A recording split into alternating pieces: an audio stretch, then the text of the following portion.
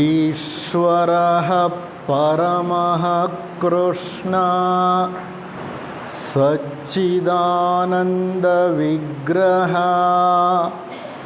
ಅನಾದಿರಾದಿರ್ಗೋವಿಂದ ಸರ್ವಕಾರಣ ಕಾರಣಂ. ಎಲ್ಲ ಕಾರಣಗಳಿಗೂ ಮೂಲ ಕಾರಣಕರ್ತನಾದ ಆ ಪರಮಾತ್ಮನಿಗೆ ನಮಸ್ಕರಿಸುತ್ತಾ, ಎಲ್ಲ ಜೀವನ್ಮುಕ್ತ ಋಷಿಗಳ ಪಾದಗಳಿಗೆ ಪ್ರಣಾಮಗಳನ್ನು ಸಲ್ಲಿಸುತ್ತಾ, ಎಲ್ಲರ ಅಂತರಂಗಗಳಲ್ಲಿ ಅಂತರ್ಯಾಮಿಯಾಗಿ ನೆಲೆಸಿರುವ ಆ ದಿವ್ಯ ಚೈತನ್ಯಕ್ಕೆ ವಂದಿಸುತ್ತಾ, ಸೋದರ ಸೋದರಿಯರೇ, ಆತ್ಮೀಯರೇ, ಈ ಒಂದು ಕಾರ್ಯಕ್ರಮದ ವ್ಯವಸ್ಥಾಪಕರೇ, ಹೊಸದುರ್ಗ ಶಾಂತಿ ಥಿಯೋಸಾಫಿಕಲ್ ಸೊಸೈಟಿಯ ಎಲ್ಲ ಪದಾಧಿಕಾರಿಗಳೇ, ಇತರ ಲಾಡ್ಜ್ಗಳಿಂದ ಆಗಮಿಸಿರುವಂತಹ ಪದಾಧಿಕಾರಿಗಳೇ ಮತ್ತು ಸದಸ್ಯರೇ, ನೆರೆದ ಶ್ರೋತೃಗಳೇ, ನಿಮಗೆಲ್ಲರಿಗೂ ನನ್ನ ಕೃತಜ್ಞತೆಗಳನ್ನು ಅರ್ಪಿಸುತ್ತಾ, ಈ ಒಂದು ಅವಕಾಶವನ್ನು ಒದಗಿಸಿಕೊಟ್ಟಂತಹ ಈ ಒಂದು ಸೊಸೈಟಿಯ ವ್ಯವಸ್ಥಾಪಕ ವರ್ಗದವರಿಗೆ ನಮನಗಳನ್ನು ತಿಳಿಸುತ್ತಾ ಈ ಒಂದು ಉಪನ್ಯಾಸವನ್ನು ಪ್ರಾರಂಭ ಮಾಡಲಿಕ್ಕೆ ಇಷ್ಟಪಡ್ತೇನೆ. ಇದು ಸ್ಥಾಪನಾ ದಿನಾಚರಣೆ, ಫೌಂಡರ್ಸ್ ಡೇ ಅಂತ ಹೇಳ್ತೀವಿ. ಥಿಯೋಸಾಫಿಕಲ್ ಸೊಸೈಟಿಯ ಒಂದು ಸ್ಥಾಪನೆ 149 ವರ್ಷಗಳ ಹಿಂದೆ ಇಲ್ಲಿಂದ ಸಾವಿರಾರು ಮೈಲಿಗಳ ದೂರದಲ್ಲಿರುವ ಅಮೇರಿಕಾ ದೇಶದ ನ್ಯೂಯಾರ್ಕ್ನಲ್ಲಿ ನಡೆಯಿತು. ಆ ಸ್ಥಾಪನೆಗೆ ಮೂಲ ಕಾರಣ ಇಬ್ಬರು ಮಹಾತ್ಮರು, ಮಹಾತ್ಮ ಮೌರ್ಯರು ಮತ್ತು ಮಹಾತ್ಮ ಕುತುಮಿಗಳು. ಅವರಿಬ್ಬರೂ ಜೀವನ್ಮುಕ್ತ ಮಹಾತ್ಮರು, ಶ್ವೇತರ್ಷಿ ಸಂಘದ ಸದಸ್ಯರು. ಈ ಪ್ರಪಂಚದ ಒಂದು ಸಂಸರಣೆಯ ಕಾರ್ಯದಲ್ಲಿ ಉನ್ನತ ಲೋಕಗಳಲ್ಲಿದ್ದು ಅವಿರತವಾಗಿ ಶ್ರಮಿಸುತ್ತಿರುವವರು. ಅಂತಹ ಇಬ್ಬರು ಮಹರ್ಷಿಗಳು ಸಮಾಜದ ಒಂದು ಪರಿಸ್ಥಿತಿಯನ್ನು ಕಂಡು, ಅಂದು ಜರುಗುತ್ತಿದ್ದ ವಿದ್ಯಮಾನಗಳನ್ನು ಗಮನಿಸಿ, ಹೇಗೆ ವಿಶ್ವ ಒಂದು ಅಧೋಗತಿಯನ್ನು ತಲುಪ್ತಾ ಇದೆ ಅನ್ನೋದನ್ನು ಅರ್ಥೈಸಿ, ಆ ಹಂತದಲ್ಲಿ ಮಧ್ಯಪ್ರವೇಶಿಸಿ ಸಂಸರಣೆಯನ್ನು ತಿದ್ದಿ ತೀಡಿ ಜನರಲ್ಲಿ ಒಂದು ಆಧ್ಯಾತ್ಮಿಕ ಪ್ರಗತಿಯನ್ನು, ಏಳ್ಗೆಯನ್ನು ಉಂಟು ಮಾಡಲಿಕ್ಕೋಸ್ಕರ ಸಂಕಲ್ಪವನ್ನು ಹೊಂದಿ ಅಂತಹ ಒಂದು ಮಹಾನ್ ಸಂಸ್ಥೆಯನ್ನು ಪ್ರಾರಂಭ ಮಾಡಬೇಕು. ಯಾರಿದ್ದಾರೆ ಅಂತಹ ಒಂದು ಜವಾಬ್ದಾರಿಯನ್ನು ಸಮರ್ಪಕವಾಗಿ ನೆರವೇರಿಸಲು ಅಂತ ಹುಡುಕ್ತಾರೆ. ಆಗ ಅವರಿಗೆ ಕಾಣೋದು ಮ್ಯಾಡಮ್ ಬ್ಲಾವೆಟ್ಸ್ಕಿಯವರು ಮತ್ತು ಕರ್ನಲ್ ಆಲ್ಕಾಟರು. ಒಂದು ಕಡೆ ಬರೀತಾರೆ ಅವರು, ಈ ಎರಡು ಆತ್ಮಗಳು ಸಂಸರಣೆಯ ಹಾದಿಯಲ್ಲಿ ಸಾಕಷ್ಟು ಪ್ರಗತಿಯನ್ನು ಹೊಂದಿದ್ದ ಆತ್ಮಗಳೇ ಆದ್ರೂ ಅವರಲ್ಲೂ ದೋಷಗಳಿತ್ತು. ಆದರೆ ಅವರಷ್ಟು ಬೆಳೆದು ವಿಕಾಸ ಹೊಂದಿ ಸಂಸರಣೆಯ ಹಂತದಲ್ಲಿ ಆ ಮಟ್ಟವನ್ನು ತಲುಪಿ ಇಂತಹ ಒಂದು ಕಾರ್ಯವನ್ನು ಸಮರ್ಪಕವಾಗಿ ಮಾಡುವಂತಹ ಚೈತನ್ಯಗಳು ಮತ್ತೆಲ್ಲೂ ಕಾಣಲಿಲ್ಲ ಅಂತ ಹೇಳ್ತಾರೆ ಅವರು ಮಹಾತ್ಮರು. ಇತ್ತು ಅವರಲ್ಲೂ ದೋಷಗಳು. ಮಾನವರೇ, ಮನುಷ್ಯರೇ, ಪರಿಪೂರ್ಣರಲ್ಲ. ಅವರು ನಮ್ಮ ಹಿರಿಯ ಸೋದರರು, ನಮ್ಮಿಂದ ಬಹಳಷ್ಟು ಬೆಳೆದವರು, ಮುಂದೆ ಹೋದವರು. ಆದರೆ ಅವರಲ್ಲೂ ಹಲವು ದೋಷಗಳಿತ್ತು. ಆದರೆ ಆ ದೋಷಗಳ ಮಧ್ಯೆ ಅವರಲ್ಲಿದ್ದಂತಹ ಆತ್ಮವಿಕಾಸ ಎಷ್ಟರ ಮಟ್ಟಿಗಿತ್ತು ಅಂದರೆ, ಇಂಥ ಜವಾಬ್ದಾರಿಯುತವಾದ ಕಾರ್ಯವನ್ನು ಯಶಸ್ವಿಯಾಗಿ ಸಮರ್ಪಕವಾಗಿ ನೆರವೇರಿಸುವಂತಹ ಸಾಧ್ಯತೆ ಅವರಲ್ಲಿ ಕಂಡುಬಂತು. ಹಾಗಾಗಿ ಅವರಿಬ್ಬರನ್ನು ಆಯ್ಕೆ ಮಾಡ್ತಾರೆ. ನೋಡಿ, ಜಗತ್ತಿನಲ್ಲಿ ಹಲವು ಸೂಕ್ಷ್ಮ ನಿಯಮಗಳಿವೆ. ಈ ಸೂಕ್ಷ್ಮ ನಿಯಮಗಳನ್ನು ಅರ್ಥ ಮಾಡಿಕೊಂಡು ಆ ನಿಯಮಗಳಿಗೆ ಅನುಸಾರವಾಗಿ ಬದುಕಬೇಕಾದದ್ದು ಮನುಷ್ಯನ ಕರ್ತವ್ಯ. ಆದರೆ ಮನುಷ್ಯ ಈ ಜಗತ್ತನ್ನಾಗಲಿ, ಆ ಭಗವಂತನನ್ನಾಗಲಿ ಅಥವಾ ತನ್ನನ್ನಾಗಲಿ ಅರ್ಥೈಸಿಕೊಳ್ಳುವ ಹಂತದಲ್ಲಿ ಬಹಳಷ್ಟು ಸೋಲ್ತಾ ಇರ್ತಾನೆ. ಎಲ್ಲೋ ಒಂದು ಹೆಜ್ಜೆ ಮುಂದೆ ಇಟ್ಟರೆ ಪ್ರಗತಿಯ ಹಾದಿಯಲ್ಲಿ 4 ಹೆಜ್ಜೆ ಹಿಂದೆ ಇಟ್ಬಿಡ್ತಾನೆ. 1 ಹೆಜ್ಜೆ ಮುಂದೆ ಇಟ್ಟು 4 ಹೆಜ್ಜೆ ಹಿಂದೆ ಇಟ್ಟರೆ ಅವನ ಪ್ರಗತಿ ಕುಂಠಿತವಾಗತ್ತಾ ಇಲ್ವಾ? ಖಂಡಿತವಾಗಿಯೂ ಕುಂಠಿತವಾಗತ್ತೆ. ಇದು ಮನುಷ್ಯನ ಸಮಸ್ಯೆ.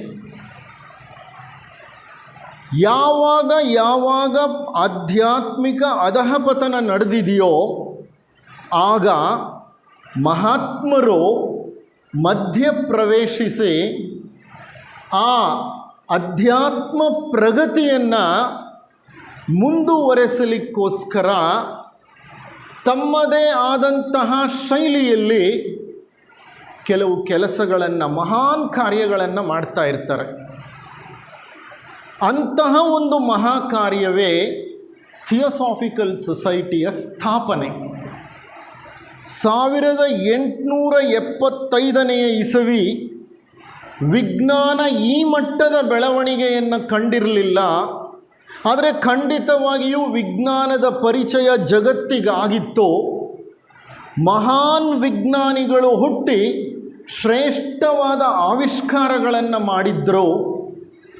ಪದಾರ್ಥ ಪ್ರಪಂಚ ವಿಪರೀತವಾಗಿ ಬೆಳೀತಾ ಇತ್ತು. ಮನುಷ್ಯ ಹೊಸ ಹೊಸ ಸಾಮಗ್ರಿಗಳನ್ನು, ಸಲಕರಣೆಗಳನ್ನು, ಪದಾರ್ಥಗಳನ್ನು, ವಸ್ತುಗಳನ್ನು ಕಾಣಲಿಕ್ಕೆ ಪ್ರಾರಂಭಿಸಿದ್ದ ಕಾರಣ ವೈಜ್ಞಾನಿಕ ಆವಿಷ್ಕಾರಗಳು ಹಿಂದೆಂದೂ ಕಾಣದಂತಹ ಸಾಮಗ್ರಿಗಳನ್ನು ತಂದು ಈ ಜಗತ್ತಿಗೆ ತುಂಬಿಬಿಡ್ತು. ಆಗ್ತಾನೆ ಪ್ರಾರಂಭ ಆಗ್ತಿತ್ತು. 17ನೇ ಶತಮಾನದಲ್ಲೇ ನಮ್ಮ ಕೈಗಾರಿಕಾ ಕ್ರಾಂತಿಯಾದದ್ದು ವಿಶ್ವದಲ್ಲಿ. ಆಗಲೇ ಗೆಲೀಲಿಯೋ, ಕೆಪ್ಲರ್ ಮುಂತಾದ ಮಹಾನ್ ವಿಜ್ಞಾನಿಗಳು ಹುಟ್ಟಿ ಈ ಜಗತ್ತಿಗೆ ಸಂಬಂಧಪಟ್ಟಂತಹ ಹಲವಾರು ನಿಯಮಗಳನ್ನು ಕಂಡುಹಿಡಿದವರು, ಹಲವಾರು ಸಿದ್ಧಾಂತಗಳನ್ನು ರಚಿಸಿದವರು ಆ ಹಂತದಲ್ಲೇ. ಅಂದರೆ ವಿಜ್ಞಾನ ಭರದಿಂದ ಬೆಳೀತಿತ್ತು, ಜಗತ್ತು ಪದಾರ್ಥಗಳಿಂದ ತುಂಬಿತ್ತು, ಮನುಷ್ಯ ಪದಾರ್ಥ ಪ್ರಪಂಚಕ್ಕೆ ಮನಸೋತಿದ್ದ, ಪದಾರ್ಥ ಪ್ರಪಂಚದ ಆಕರ್ಷಣೆಗೆ ಒಳಗಾಗಿದ್ದ, ಇನ್ನಷ್ಟು ಮತ್ತಷ್ಟು ಪದಾರ್ಥಗಳನ್ನು ಸಂಗ್ರಹಿಸಿ ತುಂಬಿಕೊಳ್ಳುವ ಒಂದು ತವಕವನ್ನು ಬೆಳೆಸ್ಕೊಂಡಿದ್ದ. ಸ್ವಾರ್ಥದ ಒಂದು ಪ್ರಭಾವ ಬಹಳ ಹೆಚ್ಚಾಗಿ ಆಗಿತ್ತು. ಆ ಹಂತದಲ್ಲಿ ಯಾವಾಗ ಸ್ವಾರ್ಥ ಹೆಚ್ಚಾಗ್ತಾ ಹೋಯ್ತೋ, ಯಾವಾಗ ಪದಾರ್ಥಗಳ ಆಮಿಷ ಹೆಚ್ಚಾಗ್ತಾ ಹೋಯ್ತೋ, ಆವಾಗ ಸಹಜವಾಗಿ ಆತ್ಮನ ಕಡೆ ಆತನ ಗಮನ ಕಡಿಮೆಯಾಗ್ತಾ ಹೋಯಿತು. ನೀವು ಬೇಕಾದರೆ ಈ ಜಗತ್ತಿನಲ್ಲಿ ಗಮನಿಸ್ತಾ ಹೋಗಿ, ಯಾರು ವಿಪರೀತ ಸ್ವಾರ್ಥಪರರಾಗಿರ್ತಾರೋ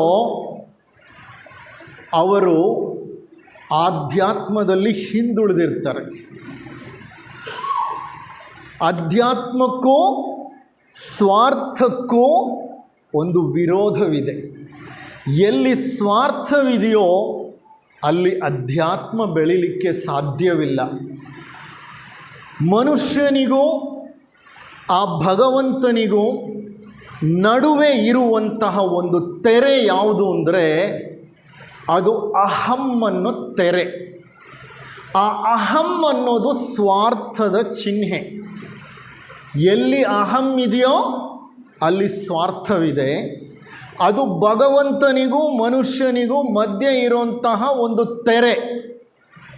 ಆ ತೆರೆಯನ್ನು ತೆಗೆದುಬಿಟ್ರೆ ಮನುಷ್ಯ ಭಗವಂತನೇ ಆಗಿಬಿಡ್ತಾನೆ, ವ್ಯತ್ಯಾಸವೇ ಇಲ್ಲ. ಅದಕ್ಕೆ ಹೇಳೋದು, ಮನುಷ್ಯ ಮಹಾದೇವನಾಗುವ ಶಕ್ತಿಯನ್ನು ಹೊಂದಿದ್ದಾನೆ. ಆದರೆ ಯಾವಾಗ ಅವನು ಮಹಾದೇವನಾಗೋದು, ಆ ಮಧ್ಯೆ ಇರುವಂಥ ತೆರೆಯನ್ನು ಏನು ಮಾಡಬೇಕು? ಕಳಚಿ ಹಾಕಬೇಕು. ಆ ತೆರೆ ಯಾವುದು? ಅಹಂ ಅನ್ನೋ ತೆರೆ. ಆ ಅಹಂನ ಚಿಹ್ನೆ ಏನು? ಸ್ವಾರ್ಥ. ಆಗ 1875 ಇಸವಿ ಕ್ರಿಸ್ತ ಶಕ ಜಗತ್ತು ಬಹಳ ಸ್ವಾರ್ಥಪೂರಿತ ಜನರನ್ನು ಹೊಂದಿತ್ತು. ಇವತ್ತಿಲ್ಲ ಅಂತ ಹೇಳ್ತಿಲ್ಲ, ಪ್ರಾಯಶಃ ಆಗಿಂತ ಜಾಸ್ತಿ ಆಗೋಗಿದೆ ಈಗ. ಅದಕ್ಕೆ ಮೇಡಮ್ ಬ್ಲಾವೆಟ್ಸ್ಕಿ ಅವರು ಒಂದು ಕಡೆ ಹೇಳ್ತಾರೆ, ಅಂದಿನ ಪ್ರಸ್ತುತ ಸಮಯ ಮತ್ತು ಸಮಾಜ ಮತ್ತು ಪರಿಸ್ಥಿತಿಯನ್ನು ಕುರಿತು ಹೇಳ್ತಾರೆ, this time is one of material increase and a spiritual decrease. A wonderful statement from Madam Blavatsky. ಆ ಕಾಲವನ್ನು ಕುರಿತು ಅವರು ಹೇಳುವಂಥ ಮಾತು ಏನಂದರೆ, ಈ ಒಂದು ಸಮಯ ಹೇಗಿದೆ ಅಂದರೆ, ಈ ಸಮಯ ಪದಾರ್ಥ ಪ್ರಪಂಚದ ಹೆಚ್ಚಳವನ್ನು ಮತ್ತು ಅಧ್ಯಾತ್ಮದ ಅವನತಿಯನ್ನು ಸೂಚಿಸುತ್ತಿದೆ ಅಂತ ಹೇಳ್ತಾರೆ. ಮಟೀರಿಯಲಿಸಮ್ ಅಂತ ಹೇಳ್ತೀವಿ ಆಂಗ್ಲ ಭಾಷೆಯಲ್ಲಿ. ಮಟೀರಿಯಲಿಸಮ್ ಅಂದರೆ ಪದಾರ್ಥವಾದ. ಅಲ್ಲಿ ಪದಾರ್ಥವೇ ಶ್ರೇಷ್ಠ. ಪದಾರ್ಥ ಅಂದರೆ ಏನು? ನಿಮ್ಮ ಧನವಾಗಿರಬಹುದು, ವಸ್ತುಗಳಾಗಿರಬಹುದು, ವಿಷಯಗಳಾಗಿರಬಹುದು, ಸಾಮಗ್ರಿಗಳಾಗಿರಬಹುದು, ಪರಿಕರಗಳಾಗಿರಬಹುದು. ಈಗಿನ ಸಮಾಜವನ್ನು ಗಮನಿಸಿ ನೋಡಿ, ಪ್ರತಿ ಮನೆಯಲ್ಲೂ ಎಷ್ಟು ಪದಾರ್ಥಗಳನ್ನು ತುಂಬಿಸಿಕೊಂಡಿದ್ದೀವಿ ನಾವು. ಸಮಾಧಾನ ಇದೆಯಾ? ಇಲ್ಲ. ನಮ್ಮ ಮನೆ ಟಿ ವಿ 10 ವರ್ಷ ಆಗೋಯ್ತು, ಈಗ ಸ್ಮಾರ್ಟ್ ಟಿ ವಿಗಳು ಬಂದಿದೆಯಂತೆ. ಎಲ್ಲರೂ ನನ್ನ ಕೇಳ್ತಿದ್ದಾರೆ, ಇನ್ನೂ ನೀನು ಓಬಿರಾಯಿನ ಕಾಲದ ಟಿ ವಿ ಇಟ್ಕೊಂಡಿದೆಯಲ್ಲ, ಅದನ್ನು ಎತ್ತಿ ಬಿಸಾಕು, ಹೊಸ ಟಿ ವಿ ತಗೋ, ಸ್ಮಾರ್ಟ್ ಟಿ ವಿ. ಈಗ ಸ್ಮಾರ್ಟ್ ಟಿ ವಿಲಿ ನೋಡೋದು ಅದನ್ನೇ, ಮತ್ತು ಆ ಹಳೆ ಟಿ ವಿನಲ್ಲಿ ನೋಡೋದು ಅದೇ ಪ್ರೋಗ್ರಾಮನ್ನೇ. ಆದರೆ ನಾವೇನು ಮಾಡ್ತೀವಿ? ಹಳೆ ಟಿ ವಿನ ಎತ್ತಿ ಬಿಸಾಕ್ತೀವಿ, ಹೊಸ ಟಿ ವಿನ ತೊಗೊಂಡು ಬರ್ತೀವಿ. ನಾನು ಒಂದು ಉದಾಹರಣೆ ಕೊಡ್ತಿದ್ದೀನಿ ಅಷ್ಟೇ. ಪ್ರತಿ ಸಾಮಗ್ರಿಯೂ ಹೀಗೆ. 5 ವರ್ಷ ಆಯಿತು ಮೊಬೈಲು, ಬೇಡ ನನಗೆ ಹೊಸ ಮೊಬೈಲ್ ಕೊಡಿಸು ಅಂತ ಮಕ್ಕಳು ಗಲಾಟೆ ಮಾಡ್ತಿದ್ದಾರೆ. 2 ವರ್ಷ 3 ವರ್ಷ ಆದ್ರೂ ಸಾಕು, ಬದಲಾಯಿಸ್ತಾರೆ. ಏನಾಗ್ತಿದೆ ಸಮಾಜ ಅಂತಂದರೆ, ವೈಜ್ಞಾನಿಕ ಆವಿಷ್ಕಾರಗಳು ಮಾರುಕಟ್ಟೆಯಲ್ಲಿ ವಿಪರೀತ ಪದಾರ್ಥಗಳನ್ನು ತಂದು ತುಂಬಿದೆ. ಆ ಪದಾರ್ಥಗಳನ್ನು ಕೊಂಡ್ಕೊಂಡು ಬರಬೇಕಾದ್ರೆ ಮತ್ತೆ ಧನ ಬೇಕು. ಆ ಧನವನ್ನು ಸಂಪಾದಿಸಲಿಕ್ಕೋಸ್ಕರ ಮನುಷ್ಯ ಶ್ರಮಿಸಬೇಕು. ಆಗ ಏನಾಗತ್ತೆ ಅಂತಂದರೆ, ಒಂದು ಕಡೆ ಬಹಳ ಸುಂದರವಾಗಿ ಹೇಳ್ತಾರೆ ನಮ್ಮ ಟಿಬೆಟನ್ ಗುರುಗಳು. ಏನು ಹೇಳ್ತಾರೆ ಅವರು ಅಂತಂದರೆ, ದಲಾಯಿ ಲಾಮಾ ಅವರು, ಮನುಷ್ಯ ಎಂಥ ಮೂಢ ಅಂದರೆ ನೋಡಿದರೆ ನಗು ಬರುತ್ತೆ ಆತ ಮಾಡೋ ಕೆಲಸವನ್ನು. ಜೀವನವೆಲ್ಲ ಕಷ್ಟಪಟ್ಟು ಆರೋಗ್ಯವನ್ನು ಗಮನಿಸದೆ ದುಡಿದು ಶ್ರಮಿಸಿ ಹಣವನ್ನು ಶೇಖರಿಸುತ್ತಾನೆ. ಆದರೆ ಹಣವನ್ನು ಶೇಖರಿಸಿ ಒಂದು ವಯಸ್ಸಿಗೆ ಬರೋ ಹೊತ್ತಿಗೆ ಹಲವಾರು ಕಾಯಿಲೆಗಳ ಗೂಡಾಗತ್ತೆ ಅವನ ಶರೀರ. ಆಗೇನು ಮಾಡ್ತಾನೆ, ಸಂಪಾದಿಸಿದ ಹಣವನ್ನೆಲ್ಲ ಏನು ಮಾಡ್ತಾನೆ, ಕಾಯಿಲೆಗಳನ್ನು ವಾಸಿ ಮಾಡಿಕೊಳ್ಳಿಕ್ಕೆ ಖರ್ಚು ಮಾಡ್ತಾನೆ. ಕೊನೆಗೆ ಹಣನೂ ಉಳಿಲಿಲ್ಲ, ಈ ಕಡೆಗೆ ಆರೋಗ್ಯನೂ ಉಳಿಲಿಲ್ಲ. ಈ ಎರಡೂ ಯಾವಾಗಿಲ್ವೋ, ಹಣದ ಆಮಿಷ ಇದ್ದಾಗ ಅಧ್ಯಾತ್ಮ ಸಾಧ್ಯ ಇಲ್ಲ. ಸರಿ, ಅರ್ಧ ಜೀವನ ಹಣ ಸಂಪಾದಿಸೋಕ್ಕೆ ಖರ್ಚು ಮಾಡಿಬಿಟ್ಟ, ಈಗ ಅವನ ಆಧ್ಯಾತ್ಮದ ಕಡೆ ಗಮನ ಕೊಡಲಿಲ್ಲ. ಅರ್ಧ ಜೀವನ ಆದಮೇಲೆ ಅವನು ಅಧ್ಯಾತ್ಮವನ್ನು ನಾನು ಪರಿಚಯಿಸಿಕೊಳ್ತೀನಿ ಅಂತ ಪ್ರಯತ್ನ ಪಡೋ ಹಂತದಲ್ಲಿ ಶರೀರ ರೋಗಗಳ ಒಂದು ಗೂಡಾಗೋಯ್ತು. ಯಾವಾಗ ರೋಗಗಳು ಶರೀರದಲ್ಲಿ ಬಂದು ಸೇರಿಕೊಳ್ಳುತ್ತೋ ಮತ್ತೆ ಅಧ್ಯಾತ್ಮ ಅಷ್ಟು ಸುಲಭವಾಗಿ ಹತ್ತಲ್ಲ. ಅಧ್ಯಾತ್ಮ ವಯಸ್ಸಾದವರಿಗಲ್ಲ, ಅಧ್ಯಾತ್ಮ ಚಿಕ್ಕ ವಯಸ್ಸಿನಿಂದಲೂ ಬರಬೇಕು ಎಲ್ರಿಗೂ. ಅದಕ್ಕೆ ಹಿಂದಿನ ಕಾಲದಲ್ಲಿ ಗುರುಕುಲಗಳಿರ್ತಿದ್ದಿದ್ದು, ಅಧ್ಯಾತ್ಮ ಪ್ರಜ್ಞೆಯನ್ನು ಮೂಡಿಸ್ತಾ ಇದ್ದರು ಅಂತ ಹಂತದಲ್ಲಿ. ಅಂದರೆ ಸ್ವಾರ್ಥ ಅನ್ನೋದು ಮನುಷ್ಯನ ಜೀವನವನ್ನೇ ನಾಶ ಮಾಡಿಬಿಡ್ತಿದೆ. ಈ ಸ್ವಾರ್ಥ, ಅಹಂ ಅನ್ನುವಂಥದ್ದು ವಿಪರೀತ ಹೆಚ್ಚಾಗಿತ್ತು ಆ ಸಂದರ್ಭದಲ್ಲಿ. ವೈಜ್ಞಾನಿಕ ಆವಿಷ್ಕಾರಗಳು ಜೀವನ ಶೈಲಿಯನ್ನು ಬದಲಾಯಿಸಿಬಿಟ್ಟಿತ್ತು. ಅಂಥ ಹಂತದಲ್ಲಿ ಮಹಾತ್ಮರು ಪ್ರವೇಶಿಸಲೇಬೇಕಾಯಿತು ರಂಗಕ್ಕೆ. ಅವರು ಸಂಸರಣೆಯನ್ನು ತೀಡಬೇಕಾಗಿತ್ತು. ಅಂಥ ಹಂತದಲ್ಲಿ ಮೇಡಮ್ ಬ್ಲಾವೆಟ್ಸ್ಕಿ ಮತ್ತು ಕರ್ನಲ್ ಆಲ್ಕಾಟ್ ಎಂಬ ಇಬ್ಬರು ಮಹಾಶಯರನ್ನು ಗಮನಿಸಿದಂತಹ ಅವರು ಅವರಿಗೆ ಪ್ರೇರೇಪಣೆಯನ್ನು ನೀಡಿದರು. ಆಂತರಿಕ ಪ್ರೇರೇಪಣೆ. ಆ ಆಂತರಿಕ ಪ್ರೇರೇಪಣೆ ಯಾವ ಮಟ್ಟದಲ್ಲಿ ಕೆಲಸ ಮಾಡ್ತು ಅಂತಂದರೆ, ಮೇಡಮ್ ಬ್ಲೆವಾಟ್ಸ್ಕಿಯವರು ಮತ್ತು ಕರ್ನಲ್ ಆಲ್ಕಾಟರು ಒಂದು ನಿರ್ದಿಷ್ಟ ಸ್ಥಳದಲ್ಲಿ ಭೇಟಿಯಾಗ್ತಾರೆ. ವಿಧಿ ಅವರನ್ನು ಕರ್ಕೊಂಡು ಬಂದು ಸೇರಿಸತ್ತೆ. ಬ್ಲೆವಾಟ್ಸ್ಕಿ ಎಂಬನವರು ಅಮೇರಿಕಾ ದೇಶದ ವೆರ್ಮಾಂಟ್ ಅನ್ನುವಂತಹ ಒಂದು ರಾಜ್ಯದ ಚಿಟಿಂಡನ್ ಎಂಬ ಪ್ರದೇಶದ ಎಡ್ಡಿ ಸಹೋದರರಿಗೆ ಸೇರಿದಂತಹ ಒಂದು ತೋಟದಲ್ಲಿ ಸಿಯಾನ್ಸ್ ಕಾರ್ಯಕ್ರಮದಲ್ಲಿ ಭಾಗವಹಿಸಲು ಬಂದಿರ್ತಾರೆ. ಸಿಯಾನ್ಸ್ ಅಂದರೆ ಆಗ ಪ್ರೇತಗಳನ್ನು ಆಹ್ವಾನಿಸಿ, ಎಲ್ಲಿಗೆ ಆಹ್ವಾನಿಸುತ್ತಾರೆ, ಮೀಡಿಯಂಗಳು ಅಂತ ಹೇಳ್ತಾರೆ. ಅಂದರೆ ಮಾಧ್ಯಮಗಳು. ಏನು ಮಾಧ್ಯಮ ಅಂತ ಅಂದರೆ, ಕೆಲವು ವ್ಯಕ್ತಿಗಳ ಶರೀರ ಪ್ರೇತಾತ್ಮವನ್ನು ಒಳಗಡೆ ಬಿಟ್ಕೊಳ್ತವೆ. ಅಂತಹ ಮಾಧ್ಯಮಗಳನ್ನು ಗುರುತಿಸಿ ಅವರನ್ನು ಸಿಯಾನ್ಸ್ಗಳಲ್ಲಿ ಕೂಡಿಸಿ ಪ್ರೇತಾತ್ಮಗಳನ್ನು ಕರೆದು ಮಾತನಾಡಿಸ್ತಿದ್ರು. ಇದು ಒಂಥರ ವೆರಿ ಪಾಪ್ಯುಲರ್ ಪ್ರೋಗ್ರಾಮ್. ಆಗ ಮನುಷ್ಯ ಪರಮಾತ್ಮನ ಕಡೆ ಒಲವು ಬೆಳೆಸ್ಕೊಳ್ಳೋ ಬದಲು ಪ್ರೇತಾತ್ಮಗಳನ್ನು ಆಹ್ವಾನಿಸಿ ಅವುಗಳ ಜೊತೆ ಮಾತನಾಡುವಂತಹ ಒಂದು ಬಯಕೆಯನ್ನು ಬೆಳೆಸ್ಕೊಂಡು ಬಿಟ್ಟಿದ್ದ. ಸುಮಾರು ಕಡೆ ಸಿಯಾನ್ಸ್ ಕಾರ್ಯಕ್ರಮಗಳು ನಡೀತಾ ಇತ್ತು. ಈ ಎಡ್ಡಿ ಸಹೋದರರ ತೋಟದಲ್ಲಿ ಅಂಥ ಒಂದು ಕಾರ್ಯಕ್ರಮವಿತ್ತು. ಮೇಡಮ್ ಬ್ಲಾವೆಟ್ಸ್ಕಿಯವರು ಅಲ್ಲಿಗೆ ಬಂದಿರ್ತಾರೆ. ಅದೇ ಸ್ಥಳಕ್ಕೆ ಕರ್ನಲ್ ಆಲ್ಕಾಟ್ರು ಬರ್ತಾರೆ. ಅಂದರೆ ಕರ್ನಲ್ ಆಲ್ಕಾಟ್ರು ಪತ್ರಿಕೋದ್ಯಮಿಗಳಾಗಿರ್ತಾರೆ. ಅವ್ರದ್ದು ಬಹುಮುಖ ಪ್ರತಿಭೆ. ಒಂದು ಕಡೆ ಪತ್ರಿಕೋದ್ಯಮಿಯಾಗಿದ್ದರು, ಮತ್ತೊಂದು ಕಡೆ ವ್ಯವಸಾಯ ತಜ್ಞರಾಗಿದ್ದರು, ಇನ್ನೊಂದು ಕಡೆ ಲಾ ಓದಿ ಲಾಯರ್ ಆಗಿ ಕೆಲಸ ಮಾಡಿದ್ರು, ಮತ್ತೊಂದು ಕಡೆ ಅವರು ಸೈನ್ಯದಲ್ಲಿ ಸೇರಿಕೊಂಡು ಯುದ್ಧದಲ್ಲಿ ಹೋರಾಟವನ್ನು ನಡೆಸಿದ್ರು. ಅವರ ಆತ್ಮ ಒಂದು ರೀತಿ ಕೆಚ್ಚೆದೆಯ ಆತ್ಮ. ಏನು ಹೇಳ್ತಾರೆ ಗೊತ್ತಾ, ಕರ್ನಲ್ ಆಲ್ಕಾಟರು ಸೊಸೈಟಿಯನ್ನು ಕಟ್ಟಿದರು. ಒಂದೊಂದು ಲಾಡ್ಜ್ಗಳನ್ನು ಸ್ಥಾಪಿಸಲಿಕ್ಕೆ ಊರೂರು ಅಲೆದು ಶ್ರಮಿಸಿ ಲಾಡ್ಜ್ಗಳನ್ನು ಕಟ್ಟಿದರು. 1875ರಲ್ಲಿ ಪ್ರಾರಂಭವಾದಂತಹ ಈ ಸಂಸ್ಥೆ ಭಾರತಕ್ಕೆ ಬಂದ ನಂತರ ಭಾರತ ಆಗ ಹೇಗಿತ್ತು ನೀವೇ ಗಮನಿಸಿ ನೋಡಿ. ಭಾರತಕ್ಕೆ ಬಂದದ್ದು ಈ ಸಂಸ್ಥೆ ತನ್ನ ಹೆಡ್ ಕ್ವಾರ್ಟರ್ಸನ್ನು ಬದಲಾಯಿಸಿಕೊಂಡದ್ದು 1878ರಲ್ಲಿ ಮುಂಬಯಿಗೆ ಬಂದಿಳಿದ್ರು ಮೇಡಮ್ ಬ್ಲಾವೆಟ್ಸ್ಕಿ, ಕರ್ನಲ್ ಆಲ್ಕಾಟ್ರು. 1882ರಲ್ಲಿ ಅಡಿಯಾರ್ನಲ್ಲಿ ಹೆಡ್ ಕ್ವಾರ್ಟರ್ಸ್ ಪ್ರಾರಂಭ ಮಾಡಿದ್ರು.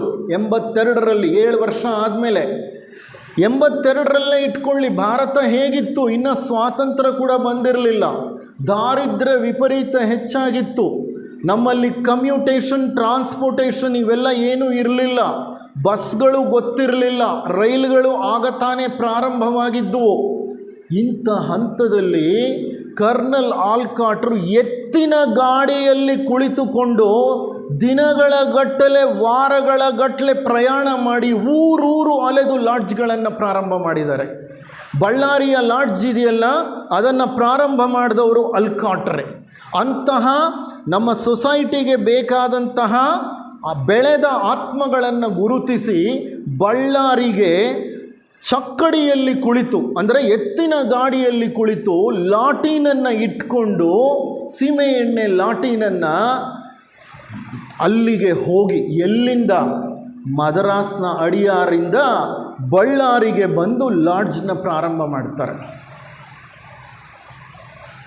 ಯಾಕೆ ಇದು ಹೇಳ್ತಿದ್ದೀನಿ ಅಂದರೆ, ನಾನು 1879ರಲ್ಲಿ PUC ಮುಗಿಸಿದಾಗ ಬಳ್ಳಾರಿಯಲ್ಲಿ ಮೆಡಿಕಲ್ ಕಾಲೇಜ್ ಇತ್ತು.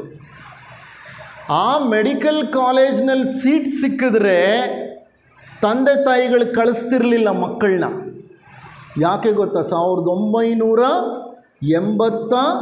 1979ನೇ ಇಸ್ವಿನಲ್ಲಿ ಯಾಕೆ ಕಳಿಸ್ತಿರ್ಲಿಲ್ಲ ಅಂದರೆ, ಬಳ್ಳಾರಿ ಹಾವು ಚೇಳುಗಳ ಊರು, ಅಲ್ಲಿ ಯಾರು ಹೋಗಿ ಮೆಡಿಕಲ್ ಓದ್ತಾರೆ, ಬೇಡ ಅಂತ.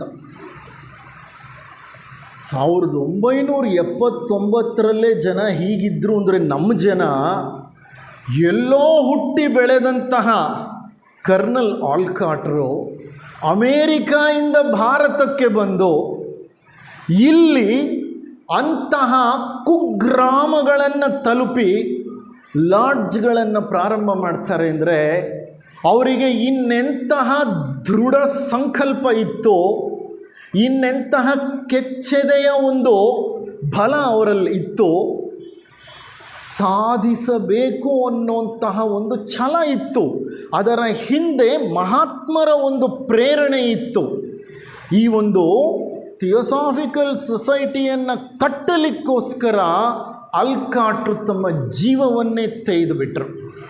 ಆದರೆ ಮೇಡಮ್ ಬ್ಲಾವೆಟ್ಸ್ಕಿ ಅವರು ಥಿಯೋಸಾಫಿಕಲ್ ಸಾಹಿತ್ಯವನ್ನು ರಚಿಸಲು ತಮ್ಮ ಜೀವನವನ್ನೇ ತೆಗೆದುಬಿಟ್ರು. ನೋಡಿ, 2 ಆತ್ಮಗಳು ಹೇಗೆ ಸಮರ್ಪಕವಾಗಿ ಆ ಮಹಾತ್ಮರ ಕೆಲಸವನ್ನು ನೆರವೇರಿಸಿದ್ರು.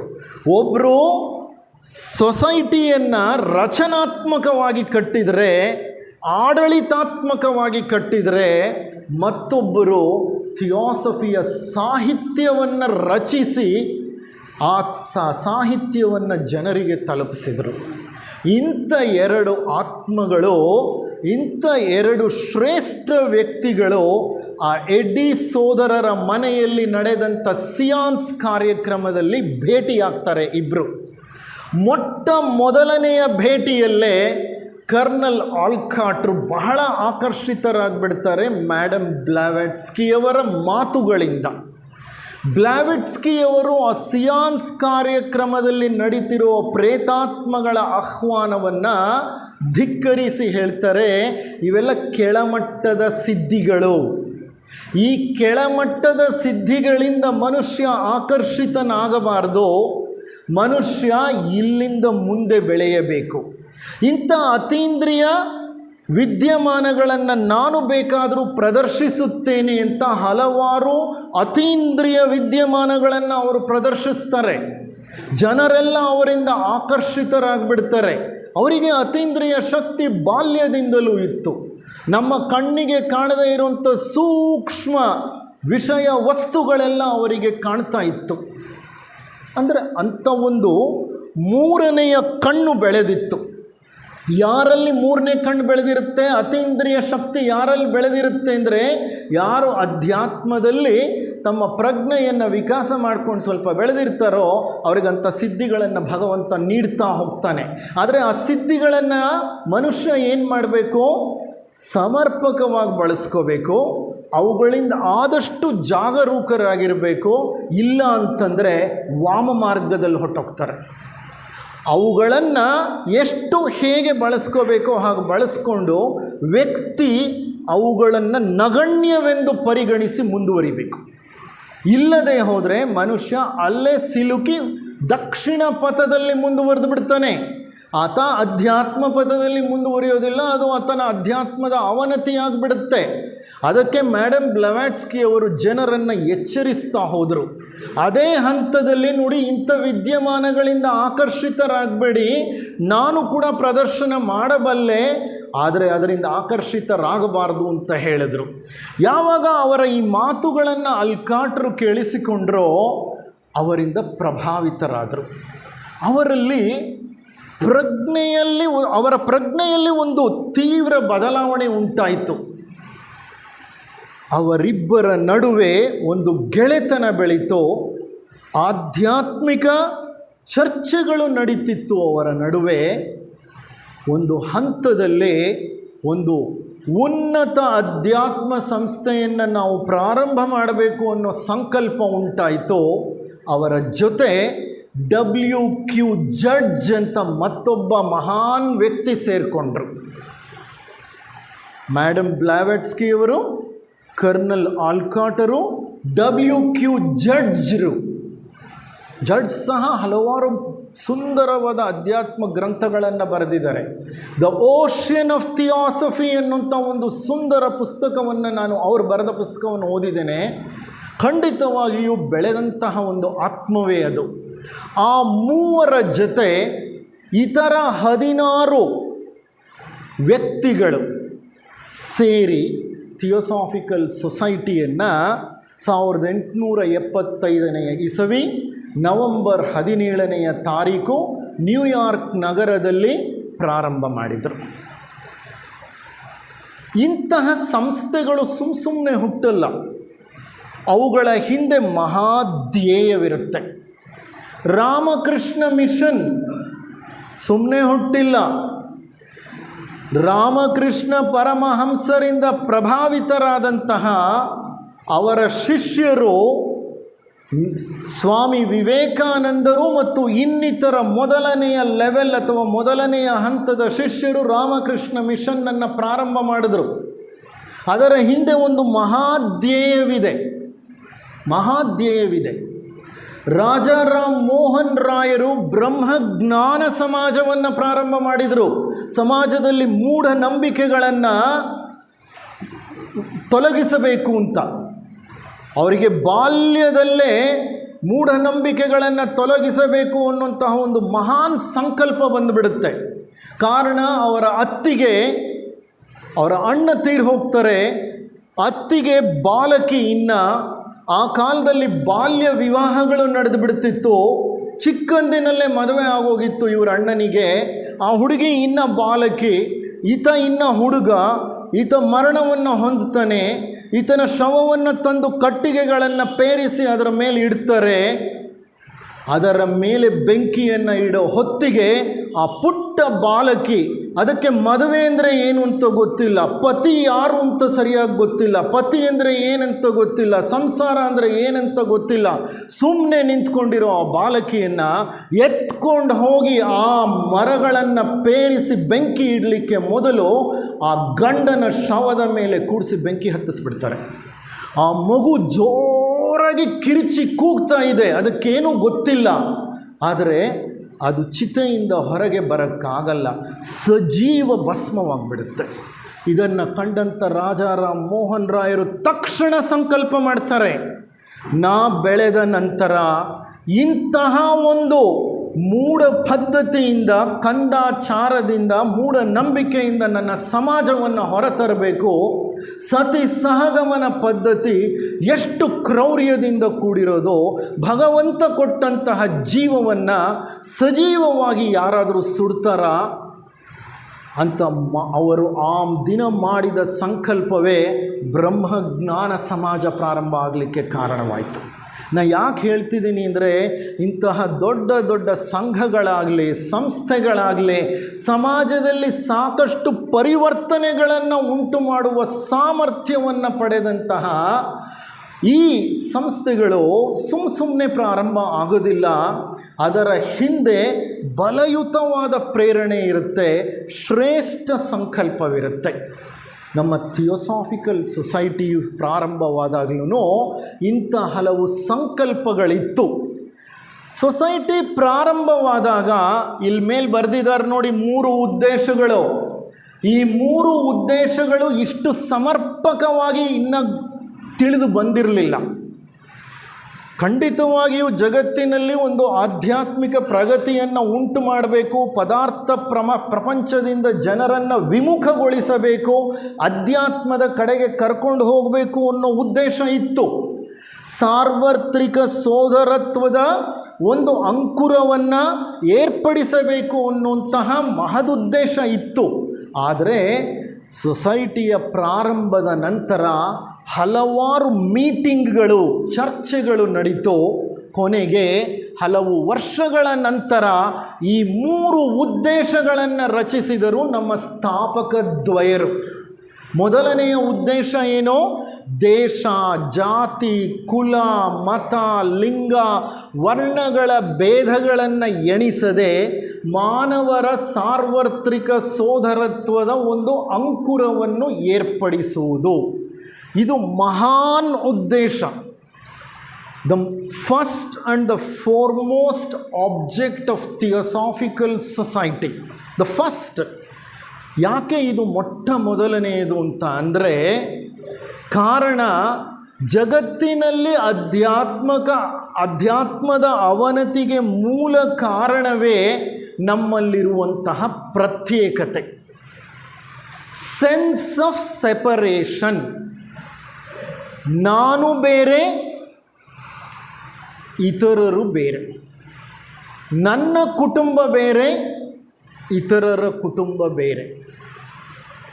ನಾನು ಬೇರೆ, ಈ ಸಮಾಜ ಬೇರೆ. ಈ ಪ್ರತ್ಯೇಕತೆ ಎಲ್ಲಿಯ ಮಟ್ಟಕ್ಕೆ ಹೋಗುತ್ತೆ ಅಂದರೆ, ನಾನು ಬೇರೆ, ನನ್ನ ಕುಟುಂಬವೂ ಬೇರೆ ಅನ್ನೋ ಮಟ್ಟಕ್ಕೆ ಬರುತ್ತೆ. ಸ್ವಾರ್ಥ ವಿಪರೀತ ಹೆಚ್ಚಾದಾಗ ಅಣ್ಣನೂ ಬೇಡ, ತಮ್ಮನೂ ಬೇಡ, ನನ್ನ ಬದುಕು ನಾನು ನೋಡ್ಕೊಳ್ಳೋಣ, ಅವ್ರನ್ನ ಕಟ್ಕೊಂಡು ನನಗೇನಾಗಬೇಕು ಅಂದರೆ ಎಲ್ಲಿಗೆ ಬಂತು? ಅಲ್ಲಿ ಆ ಪ್ರತ್ಯೇಕತೆ ಅನ್ನೋದು ಸೋದರರ ಮಧ್ಯದಲ್ಲೂ ಬಂದುಬಿಡ್ತು, ಸೋದರಿಯರ ಮಧ್ಯದಲ್ಲೂ ಬಂದುಬಿಡುತ್ತೆ, ಗಂಡ ಹೆಂಡತಿ ಮಧ್ಯೆ ಬರುತ್ತೆ, ತಂದೆ ಮಕ್ಕಳ ಮಧ್ಯೆ, ತಾಯಿ ಮಕ್ಕಳ ಮಧ್ಯೆ ಬರುತ್ತೆ. ಸ್ವಾರ್ಥ ಹಲವು ಹಂತಗಳನ್ನು, ಹಲವು ಪದರಗಳನ್ನು ಹೊಂದಿದೆ ಅದರ ಅಭಿವ್ಯಕ್ತ ರೂಪದಲ್ಲಿ. ಈ ಸ್ವಾರ್ಥ ಬೇಕಾಗಿತ್ತು. ಮನುಷ್ಯ ಸಂಸರಣೆಯ ಹಾದಿಯಲ್ಲಿ ಬೆಳೆಯುವಾಗ ಬಹಳ ಹಿಂದೆ ಸ್ವಲ್ಪ ಮಟ್ಟದ ಸ್ವಾರ್ಥ ಬೇಕಾಗಿತ್ತು ಆತನ ಬೆಳವಣಿಗೆಗೆ. ಆದರೆ ಆ ಸ್ವಾರ್ಥ ವಿಪರೀತ ಹೆಚ್ಚಾಗ್ತಾ ಬಂದ್ಬಿಟ್ಟಿದೆ. ಈ ಎಲ್ಲೆಲ್ಲಿ ಸ್ವಾರ್ಥ ಹೆಚ್ಚಾಗ್ತಾ ಬರುತ್ತೋ ಅಲ್ಲೆಲ್ಲ ಪ್ರತ್ಯೇಕತೆಯ ಗೋಡೆಗಳು ಎದ್ದು ನಿಂತ್ಕೊಂಡು ಬಿಡ್ತವೆ. ದ ವಾಲ್ಸ್ ಆಫ್ ಸೆಪರೇಷನ್ ಅಂತೀವಿ. We create N island around us ಅಂತ ಹೇಳ್ತೀವಿ. ಅಂದರೆ ಅರ್ಥ ಏನಂದರೆ, ನನ್ನ ಸುತ್ತಲೂ ನಾನೊಂದು ದ್ವೀಪವನ್ನು ಮಾಡ್ಕೊಂಡು ಬಿಡ್ತೇನೆ. ಯಾವುದು ದ್ವೀಪ? ನಾನು, ನನ್ನದು. ಆ ದ್ವೀಪದ ಸುತ್ತಲೂ ಏನಾಗಿದೆ? ನೀರು ಸೇರ್ಕೊಂಡು ಬಿಟ್ಟಿದೆ. ಅದು ದ್ವೀಪ. ಅದು I have isolated myself from the rest of the world. ಈ ಜಗತ್ತಿನಿಂದ ನಾನು ನನ್ನನ್ನು ಪ್ರತ್ಯೇಕಿಸಿಕೊಂಡು ನನ್ನ ಬೆಳವಣಿಗೆ, ನನ್ನ ಸಂತೋಷ, ನನ್ನ ಸುಖ, ನನ್ನ ಸಮಾಧಾನಕ್ಕೋಸ್ಕರ ನಾನು ಬದುಕ್ತೇನೆ. ಅಲ್ಲಿಂದ ಸ್ವಲ್ಪ ಹಂತ ಮೇಲೆ ಇರಿದ್ರೆ ನಾನು, ನನ್ನ ಗಂಡ, ನನ್ನ ಮಕ್ಕಳು. ಅಲ್ಲಿಂದ ಮೇಲೆ ಇರಿದ್ರೆ ನನ್ನ ಗಂಡನ ತಂದೆ, ನನ್ನ ಗಂಡನ ತಾಯಿ, ನನ್ನ ತಂದೆ, ನನ್ನ ತಾಯಿ. ಒಂದು ಹೆಣ್ಣಿಗೆ ಹೀಗೆ ಅಂದರೆ ಪದರಗಳಾಗಿ ಪ್ರತ್ಯೇಕತೆಯನ್ನು ಸೃಷ್ಟಿ ಮಾಡ್ಕೊಂಡು ಬಿಟ್ಟಿದ್ದೀವಿ. ಈ ಸೆನ್ಸ್ ಆಫ್ ಸೆಪರೇಷನ್ ಇದೆಯಲ್ಲ, ಅಂದರೆ ಪ್ರತ್ಯೇಕತೆಯ ಒಂದು ಭಾವ ಇದೆಯಲ್ಲ ನಮ್ಮಲ್ಲಿ, ಅದು ಬಲವಾಗಿ ಬೇರೂರಿರೋದ್ರಿಂದ ನಾವು ಈ ಜಗತ್ತಿನಲ್ಲಿ ಸಾಕಷ್ಟು ಘರ್ಷಣೆಗಳಿಗೆ ಕಾರಣವಾಗಿದ್ದೀವಿ.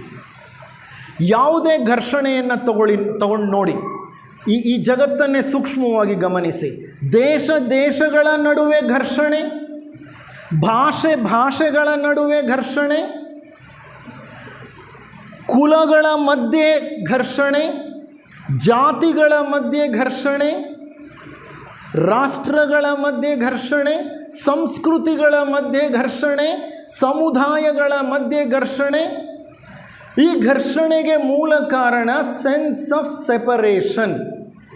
There is conflict everywhere in the world. ಸೂಕ್ಷ್ಮವಾಗಿ ಇಂದಿನ ಜಗತ್ತಿನ ವಿದ್ಯಮಾನಗಳನ್ನು ಗಮನಿಸಿದರೆ ಈ ಜಗತ್ತು ಒಂದು ವಿಷಮ ಪರಿಸ್ಥಿತಿಯನ್ನು ತಲುಪಿಬಿಟ್ಟಿದೆ.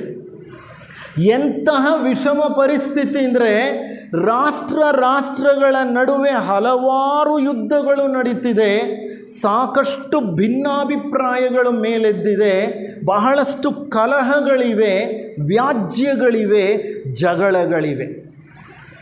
ನಮ್ಮ ಕೋರ್ಟ್ಗಳಿಗೆ, ಇಂಟರ್ನ್ಯಾಷನಲ್ ಕೋರ್ಟ್ ಆಫ್ ಜಸ್ಟಿಸ್ಗೆ ಸಹ ಎಷ್ಟೋ ಘರ್ಷಣೆಗಳನ್ನು, ಎಷ್ಟೋ ಸಂಘರ್ಷಗಳನ್ನು ಬಗೆಹರಿಸಲಿಕ್ಕೆ ಆಗ್ತಾ ಇಲ್ಲ. Even to international court of justice it has become impossible. Right now, ಈ ಸದ್ಯದ ಪರಿಸ್ಥಿತಿಯಲ್ಲಿ 2 ದೊಡ್ಡ ಯುದ್ಧಗಳು ನಡೀತಾ ಇವೆ. ನಿಮಗೆ ಗೊತ್ತು, ರಷ್ಯಾ ಮತ್ತು ಯುಕ್ರೇನ್. ರಷ್ಯಾನ ಹಿಂಬಾಲಿಸಿ ಹಲವು ದೇಶಗಳು ಮತ್ತು ಯುಕ್ರೇನನ್ನು ಹಿಂಬಾಲಿಸಿ ನ್ಯಾಟೋ ಪಡೆ ಒಟ್ಟಿಗೆ ಸೇರಿಕೊಂಡು ಯುದ್ಧ ಮಾಡ್ತಾ ಇವೆ. ಮತ್ತೊಂದು ಕಡೆ ಇರಾನ್ ಮತ್ತು ಇಸ್ರೇಲ್ ಮತ್ತು ಪ್ಯಾಲಿಸ್ಟೈನ್, ಇಸ್ರೇಲ್ ಮತ್ತು ಲೆಬನಾನ್, ಅವುಗಳ ಮಧ್ಯೆ ಭಿನ್ನಾಭಿಪ್ರಾಯಗಳಿವೆ. ಅಲ್ಲಿ ಸಹ ಒಂದು ದೊಡ್ಡ ಯುದ್ಧ ನಡೀತಾ ಇದೆ. ಹೀಗೆ ಜಾಗತಿಕ ಮಟ್ಟದಲ್ಲಿ ಯುದ್ಧಗಳು ನಡೀತಿದೆ ಅಂದರೆ, ಸಂಘರ್ಷಗಳು ನಡೀತಾ ಇದೆ ಅಂತಂದರೆ, ಅದು ಮಾನವನ ಅಧಃಪತನದ ಸೂಚನೆ. ಖಂಡಿತವಾಗಿಯೂ ಜಗತ್ತು 2 ಮಹಾಯುದ್ಧಗಳನ್ನು ಕಾಣ್ತೋ, ಈಗ 3ನೆಯ ಮಹಾಯುದ್ಧದ ಹೊಸ್ತಿಲಿಗೆ ಬಂದು ನಿಂತಿದೆ. ಯಾವಾಗ ಬೇಕಾದ್ರೂ ಈ 2 ಯುದ್ಧಗಳು ಯಾವ ಮಟ್ಟವನ್ನು ತಲುಪಬಹುದು ಅಂದರೆ, ಜಾಗತಿಕ ಮಟ್ಟದಲ್ಲಿ ಅಲ್ಲೋಲ ಕಲ್ಲೋಲವನ್ನು ಉಂಟು ಮಾಡಬಹುದು. ಅಂಥ ಒಂದು ಸ್ಥಿತಿಯನ್ನು ನಾವೀಗ ಕಾಣ್ತಾ ಇದ್ದೇವೆ. ಇಂತಹ ವಿಷಮ ಸ್ಥಿತಿಗೆ ಮೂಲ ಕಾರಣ ಸೆನ್ಸ್ ಆಫ್ ಸೆಪರೇಷನ್. ಎಷ್ಟು ಟೈಮ್ ಇದೆ ಸರ್ ನನಗೆ? ಇಲ್ಲ, ನನಗೆ ಕೊಟ್ಟಿರೋ ಟೈಮ್ ಎಷ್ಟು? 1 ಗಂಟೆ ಕೊಟ್ಟಿದ್ದೀರಿ ನೀವು. ಈಗ ಎಷ್ಟು ಟೈಮ್ ಆಗಿದೆ? ಬೇಡ ಸರ್, ಬೇಡ. ಈಗ ನಾನು ಪ್ರಾರಂಭ ಮಾಡಿದ್ದು 11 ಗಂಟೆಗಲ್ವ ಪ್ರಾರಂಭ ಮಾಡಿದ್ದು? ಇನ್ನು 10 ನಿಮಿಷ ಇದೆ ನನಗೆ. ಇಂತಹ ಜಾಗತಿಕ ಯುದ್ಧಗಳು ನಡೀತಾ ಇರುವಾಗ ಮನುಷ್ಯನ ಆಧ್ಯಾತ್ಮಿಕ ಅಧಃಪತನ ನಡೀತಿದೆ ಅಂತಲೇ ಅದರ ಅರ್ಥ. ಇದಕ್ಕೆ ಮೂಲ ಕಾರಣ ನಮ್ಮಲ್ಲಿರುವಂತಹ ಪ್ರತ್ಯೇಕತೆ. ಅಂಥ ಪ್ರತ್ಯೇಕತೆಯನ್ನು ಹೋಗಲಾಡಿಸಿ ಮಾನವರಲ್ಲಿ ಒಂದು ಸಹೋದರತ್ವದ ಅಂಕುರ ಅಥವಾ ಮೊಳಕೆಯನ್ನು ಉತ್ಪತ್ತಿ ಮಾಡಬೇಕು ಅನ್ನೋದೇ ಮೊಟ್ಟ ಮೊದಲನೆಯ ಉದ್ದೇಶ. ಅಧ್ಯಾತ್ಮ ಏನು ಹೇಳುತ್ತೆ ಗೊತ್ತಾ? ನಮ್ಮೆಲ್ಲರ ಮೂಲವೂ ಒಂದೇ. We all have come out from one single source. ಒಂದೇ ಸಿಂಗಲ್ ಸೋರ್ಸ್. ಅದನ್ನೇ ನಾವೇನು ಹೇಳ್ತೀವಿ ಅಂತ ಅಂದರೆ ಹಿರಣ್ಯ ಗರ್ಭ ಅಂತ ಹೇಳ್ತೇವೆ. ನಮ್ಮ ಪುರಾಣಗಳು ಹೇಳುತ್ತೆ, ಅಖಿಲಾಂಡ ಕೋಟಿ ಬ್ರಹ್ಮಾಂಡ ಹುಟ್ಟಿದ್ದೇನೆ ಹಿರಣ್ಯ ಗರ್ಭದಿಂದ ಅಂತ. ವಿಜ್ಞಾನ ಹೇಳುತ್ತೆ, ಈ ಅಖಿಲಾಂಡ ಕೋಟಿ ಬ್ರಹ್ಮಾಂಡ ಬಂದದ್ದು ಮೂಲತಃ from state of singularity. Singularity ಅಂದರೆ ಏಕತೆ. ಸ್ಟೇಟ್ ಆಫ್ ಸಿಂಗ್ಯುಲಾರಿಟಿ ಅಂದರೆ ಏಕತೆಯ ಸ್ಥಿತಿಯಿಂದ ಅಖಿಲಾಂಡ ಕೋಟಿ ಬ್ರಹ್ಮಾಂಡ ಹೊರಬಂತು. ಈ ಬ್ರಹ್ಮಾಂಡದಲ್ಲಿ ಏಕತ್ವವು ಬಹುತ್ವವಾಗಿ ನಾನಾ ತತ್ವಗಳಾಗಿ ವ್ಯಕ್ತವಾಗೋಯಿತು ಅಂದರೆ ವಿಜ್ಞಾನವೂ ಸಹ ಹೇಳುತ್ತೆ ಸ್ಟೇಟ್ ಆಫ್ ಸಿಂಗ್ಯುಲಾರಿಟಿ, ಏಕತ್ವದ ಸ್ಥಿತಿಯಿಂದ ಈ ಅಖಿಲಾಂಡ ಕೋಟಿ ಬ್ರಹ್ಮಾಂಡವೆಂಬ ವಿಶಾಲವಾದ ಬಯಲು ಹೊರಬಂತು ಅಂತ. ಪುರಾಣಗಳು ಹೇಳುತ್ತೆ ಒಂದೇ ಗರ್ಭ, ಅದು ಹಿರಣ್ಯ ಗರ್ಭ, ಅಲ್ಲಿಂದಲೇ ಎಲ್ಲವೂ ಬಂದದ್ದು. ವಸ್ತುವಾಗಲಿ, ವಿಷಯವಾಗಲಿ, ಶಕ್ತಿಯಾಗಲಿ, ಪದಾರ್ಥವಾಗಲಿ, ಜೀವವಾಗಲಿ, ಆತ್ಮವಾಗಲಿ ಎಲ್ಲವೂ ಬಂದದ್ದು ಅಲ್ಲಿಂದಲೇ ಅಂತ. ಅಂದರೆ ಅಧ್ಯಾತ್ಮವೂ ಅದೇ ಹೇಳ್ತಾ ಇದೆ, ವಿಜ್ಞಾನವೂ ಅದೇ ಹೇಳ್ತಾ ಇದೆ. ಆದರೆ ಆ ಮೂಲ ತತ್ವವನ್ನು ನಾವೇನು ಮಾಡಿದ್ವಿ? ಪರಿಪೂರ್ಣವಾಗಿ ಮರ್ತು ಹೋಗಿ ನಾವು ಪ್ರತ್ಯೇಕತೆಯ ಭ್ರಮೆಯಲ್ಲಿ ಸಿಕ್ಕಾಕ್ಕೊಂಡ್ಬಿಟ್ವಿ. ಅದಕ್ಕೆ ಸಾಮಾನ್ಯವಾಗಿ ನಾವೇನು ಹೇಳ್ತೀವಿ ಗೊತ್ತಾ? All in one, one in all ಅನ್ನೋಂತಹ ಒಂದು ಧ್ಯೇಯವನ್ನು ಇಟ್ಕೊಂಡು ಅಧ್ಯಾತ್ಮದಲ್ಲಿ ಮುಂದುವರಿಬೇಕಾಗತ್ತೆ ನಾವು. ಅದಕ್ಕೋಸ್ಕರ ಮೊದಲನೇ ಉದ್ದೇಶವನ್ನು ಅವ್ರು ಕೊಟ್ಟರು. ಆದರೆ ಜಗತ್ತು ಏನಾಗಿದೆ ಅಂದರೆ ಹಲವಾರು ಮತಗಳನ್ನು, ಧರ್ಮಗಳನ್ನು, ಸಂಸ್ಕೃತಿಗಳನ್ನು ಹೊಂದಿದೆ. ಈ ಮತ ಧರ್ಮಗಳ ಮಧ್ಯೆ ಭೇದ ಕಂಡು ಬರ್ತಾ ಇದೆ. ಮೂಲತಃ ಎಲ್ಲ ಮತಧರ್ಮಗಳು ಸತ್ಯವನ್ನೇ ಸಾರುತ್ತವೆ. There is only one single truth. Truth cannot be multifold. ಅಂದರೆ ಈ ಸತ್ಯದಲ್ಲಿ ಹಲವಾರು ವಿಭಿನ್ನ ಸತ್ಯಗಳು ಅಂತ ಇಲ್ಲ, ಇರೋದು ಒಂದೇ ಪರಮ ಸತ್ಯ. ಆದರೆ ಆ ಪರಮ ಸತ್ಯವನ್ನು ಅರ್ಥ ಮಾಡಿಕೊಳ್ಳುವ ನಿಟ್ಟಿನಲ್ಲಿ ಮತಧರ್ಮಗಳು ನಮಗೆ ಸಹಾಯಕವಾಗಿವೆ.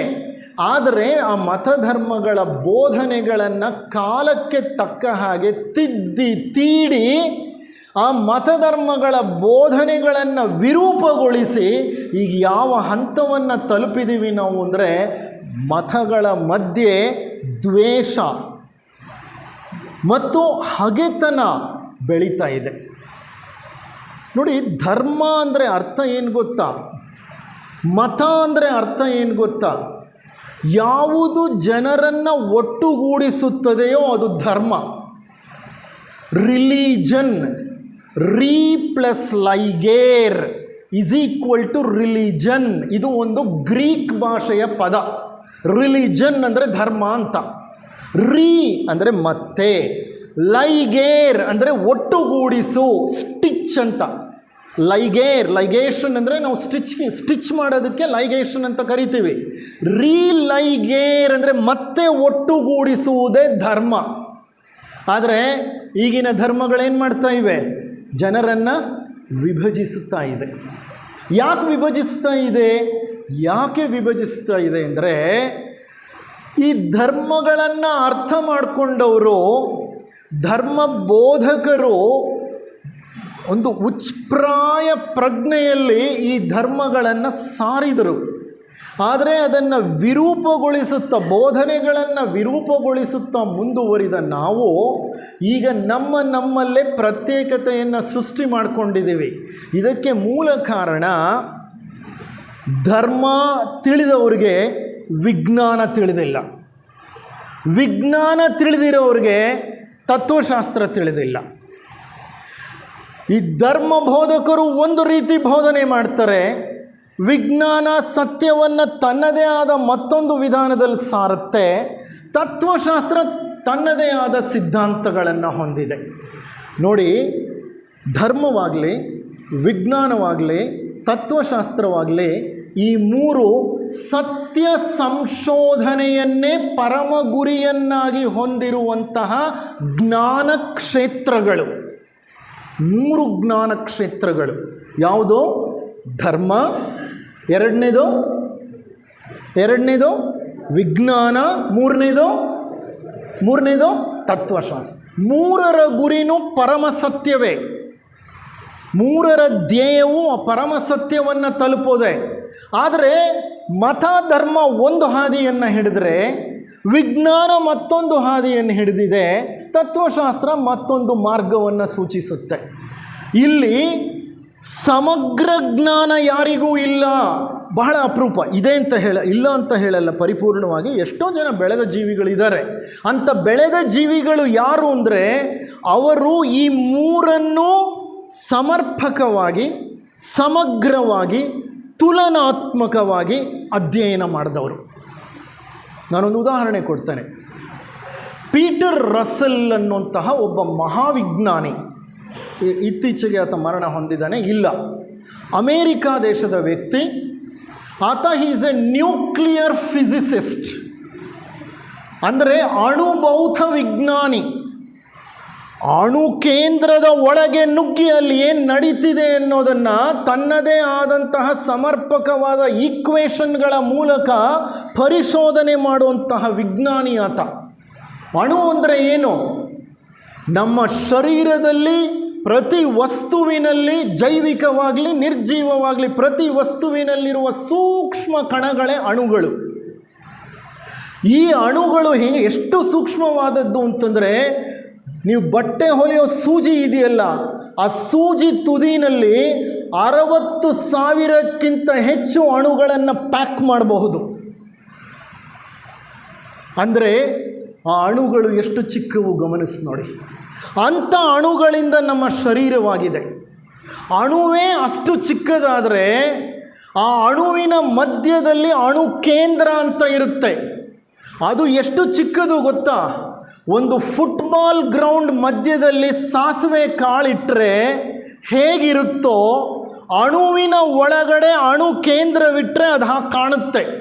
ಅಷ್ಟು ಚಿಕ್ಕ ಅಣುವಿನಲ್ಲಿ ಅಷ್ಟು ಚಿಕ್ಕ ಅಣು ಕೇಂದ್ರ ಇರುತ್ತೆ. ಎಲ್ಲ ಬಯಲೆ. 99.9999% ಅಷ್ಟು ಅಣು ಖಾಲಿ ಜಾಗ. 0.00001% ಅಷ್ಟು ಅಣು ಕೇಂದ್ರ. ಆ ಅಣು ಕೇಂದ್ರದಲ್ಲಿ ಪದಾರ್ಥ ಇದೆ, ಮಿಕ್ಕಿದ್ದೆಲ್ಲ ಬಯಲು. 99.999% ಬಯಲು. ಅಂತಹ ಕೋಟ್ಯಾಂತರ ಅಣುಗಳಿಂದ ನಮ್ಮ ಶರೀರವಾಗಲಿ ಈ ಜಗತ್ತಾಗಲಿ ಮಾಡಲ್ಪಟ್ಟಿರೋದು.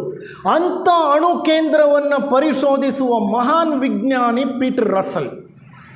ಅಂಥ ಪೀಟರ್ ರಸೆಲ್ ಫಿಸಿಕ್ಸನ್ನು ಸಂಶೋಧಿಸುತ್ತಾ ಅಣು ಕೇಂದ್ರವನ್ನು ಸಂಶೋಧನೆ ಮಾಡ್ತಾ ಒಂದು ಹಂತವನ್ನು ತಲುಪಿದ. ಅಣು ವಿಜ್ಞಾನದ ಮೂಲಕ ಆತನಿಗೆ ಅಧ್ಯಾತ್ಮದ ಪರಿಚಯವಾಗೋಯಿತು. ಅಮೇರಿಕ ಬಿಟ್ಟ, ಭಾರತಕ್ಕೆ ಬಂದ, ಋಷಿಕೇಶಕ್ಕೆ ಬಂದ, ಮಹರ್ಷಿ ಮಹೇಶ್ ಯೋಗಿಯವರ ಶಿಷ್ಯನಾದ, ಯೋಗಿಕ್ ಸೈನ್ಸಸ್ನ ಓದ್ದ, ಯೋಗ ವಿಜ್ಞಾನವನ್ನು ಓದ್ದ. ಅಲ್ಲಿ ಭೌತ ವಿಜ್ಞಾನದಲ್ಲಿ PhD ಪಡೆದಂಥ ವಿಜ್ಞಾನಿಯಾಗಿದ್ದ. ಇಲ್ಲಿ ಬಂದು ಮಹರ್ಷಿ ಮಹೇಶ್ ಯೋಗಿಯ ಆಶ್ರಮದಲ್ಲಿ ಯೋಗ ವಿಜ್ಞಾನವನ್ನು ಅಭ್ಯಾಸ ಮಾಡಿ ಯೋಗ ವಿಜ್ಞಾನದಲ್ಲಿ PhD ಪಡೆದ. ಅಲ್ಲಿಗೆ ನಿಲ್ಲಿಸಲಿಲ್ಲ. ಒಂದು ಕಡೆ ವಿಜ್ಞಾನ, ಒಂದು ಕಡೆ ಯೋಗ. ಭಗವಂತನೇ ಬೋಧಿಸಿದಂಥ ಭಗವದ್ಗೀತೆಯ ಯೋಗವನ್ನು ಅಧ್ಯಯನ ಮಾಡ್ದ, PhD ತಗೊಂಡ. ಅಲ್ಲಿಂದ ಅವನಿಗೆ ಅನ್ನಿಸ್ತು ಅಧ್ಯಾತ್ಮಕ್ಕೂ ಕಲೆಗೂ ಸಂಬಂಧ ಇದೆ ಅಂತ. ಮ್ಯೂಸಿಕ್, ಸಂಗೀತದಲ್ಲಿ PhD ಮಾಡ್ದ. Triple PhD. ವಿಜ್ಞಾನದ PhD ಒಂದಾದರೆ, ಯೋಗ ವಿಜ್ಞಾನದ PhD, ಭೌತ ವಿಜ್ಞಾನದ PhD ಒಂದಾದರೆ, ಯೋಗ ವಿಜ್ಞಾನದ PhD ಒಂದು, ಸಂಗೀತದ PhD ಒಂದು. ಅಂದರೆ ಆತನ ಬೆಳವಣಿಗೆ ಹೇಗಿರಬಹುದು ಗಮನಿಸಿ ನೋಡಿ. ಎಂತಹ ಉನ್ನತ ಆತ್ಮನಾಗಿರಬೇಕು ಆತ ಬರೆದಿದ್ದಾನೆ ಕೆಲವು ಗ್ರಂಥಗಳು. ದ ಗ್ಲೋಬಲ್ ಮೈಂಡ್ ಅವೇಕನ್ಸ್ ಅಂತ ಒಂದು ಪುಸ್ತಕ ಬರೀತಾನೆ. ದ ಗ್ಲೋಬಲ್ ಮೈಂಡ್ ಅವೇಕನ್ಸ್, ಜಾಗತಿಕ ಮನಸ್ಸು ಎಚ್ಚರಗೊಳ್ಳುತ್ತಿದೆ. ಇದು ಎಚ್ಚರಗೊಳ್ತಾ ಇರೋ ಸಮಯ. ಯಾಕಿಷ್ಟು ವಿಷಮ ಪರಿಸ್ಥಿತಿ ಪ್ರಪಂಚದಲ್ಲಿದೆ ಅಂತಂದರೆ, ಈಗಿಲ್ಲೊಂದು ಮಹಾನ್ ಬದಲಾವಣೆ ಆಗಬೇಕಿಲ್ಲಿ. ನೀವೇ ಗಮನಿಸಿ ನೋಡಿ. ರಾತ್ರಿ ಮುಗಿದು ಹಗಲಾಗೋವಾಗ ಕತ್ಲೇನಾಗುತ್ತೆ? ರಾತ್ರಿ ಮುಗಿದು ಹಗಲು ಪ್ರಾರಂಭ ಆಗಲಿಕ್ಕೆ ಮೊದಲು ಕತ್ತಲು ಏನಾಗುತ್ತೆ? ದಟ್ಟವಾಗತ್ತೆ. ದಟ್ಟ ಕತ್ತಲಾದ ನಂತರ ಸೂರ್ಯನ ಬೆಳಕು ಕಂಡು ಬರುತ್ತೆ. ಜಗತ್ತು ಈಗ ಅಂಥ ಒಂದು ಪರಿಸ್ಥಿತಿಯನ್ನು ಕಾಣ್ತಾ ಇದೆ. ಕತ್ತಲೆಯ ಹಾದಿಯಲ್ಲಿ ಬಹಳ ದೂರ ಚಲಿಸಿ ಬಂದುಬಿಟ್ಟಿದ್ದೀವಿ. ಗಾಢವಾದ ಕತ್ತಲು ಇದು, ಆಧ್ಯಾತ್ಮಿಕ ಕತ್ತಲು. ಬಹಳಷ್ಟು ಸಂಘರ್ಷ, ಘರ್ಷಣೆ, ಕಲಹ, ವ್ಯಾಜ್ಯ, ಜಗಳ, ಯುದ್ಧ, ಹೋರಾಟ, ರಕ್ತಪಾತ ನಡೀತಾ ಇದೆ. ಈ ಹಂತದಲ್ಲೊಂದು ಬದಲಾವಣೆ ಆಗಬೇಕು. ಆ ಬದಲಾವಣೆಯನ್ನು ಜಗತ್ತು ಎದುರು ನೋಡ್ತಾ ಇದೆ. ಎಂತಹ ವ್ಯಕ್ತಿಗಳಿಂದ ಅಂಥ ಬದಲಾವಣೆ ಆಗತ್ತೆ?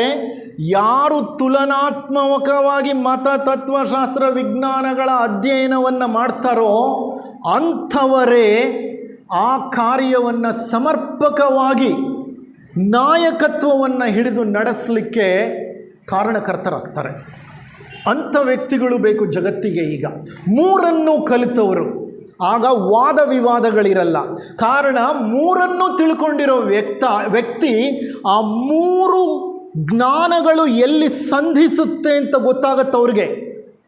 They are not separate, they are one and the same. ಅವು ಪ್ರತ್ಯೇಕವಲ್ಲ. ಆ ಮೂರು ಜ್ಞಾನ ಶಾಸ್ತ್ರಗಳು ಒಂದೇ ಅನ್ನೋದು ಅವರ ಅರಿವಿಗೆ ಬರುತ್ತೆ.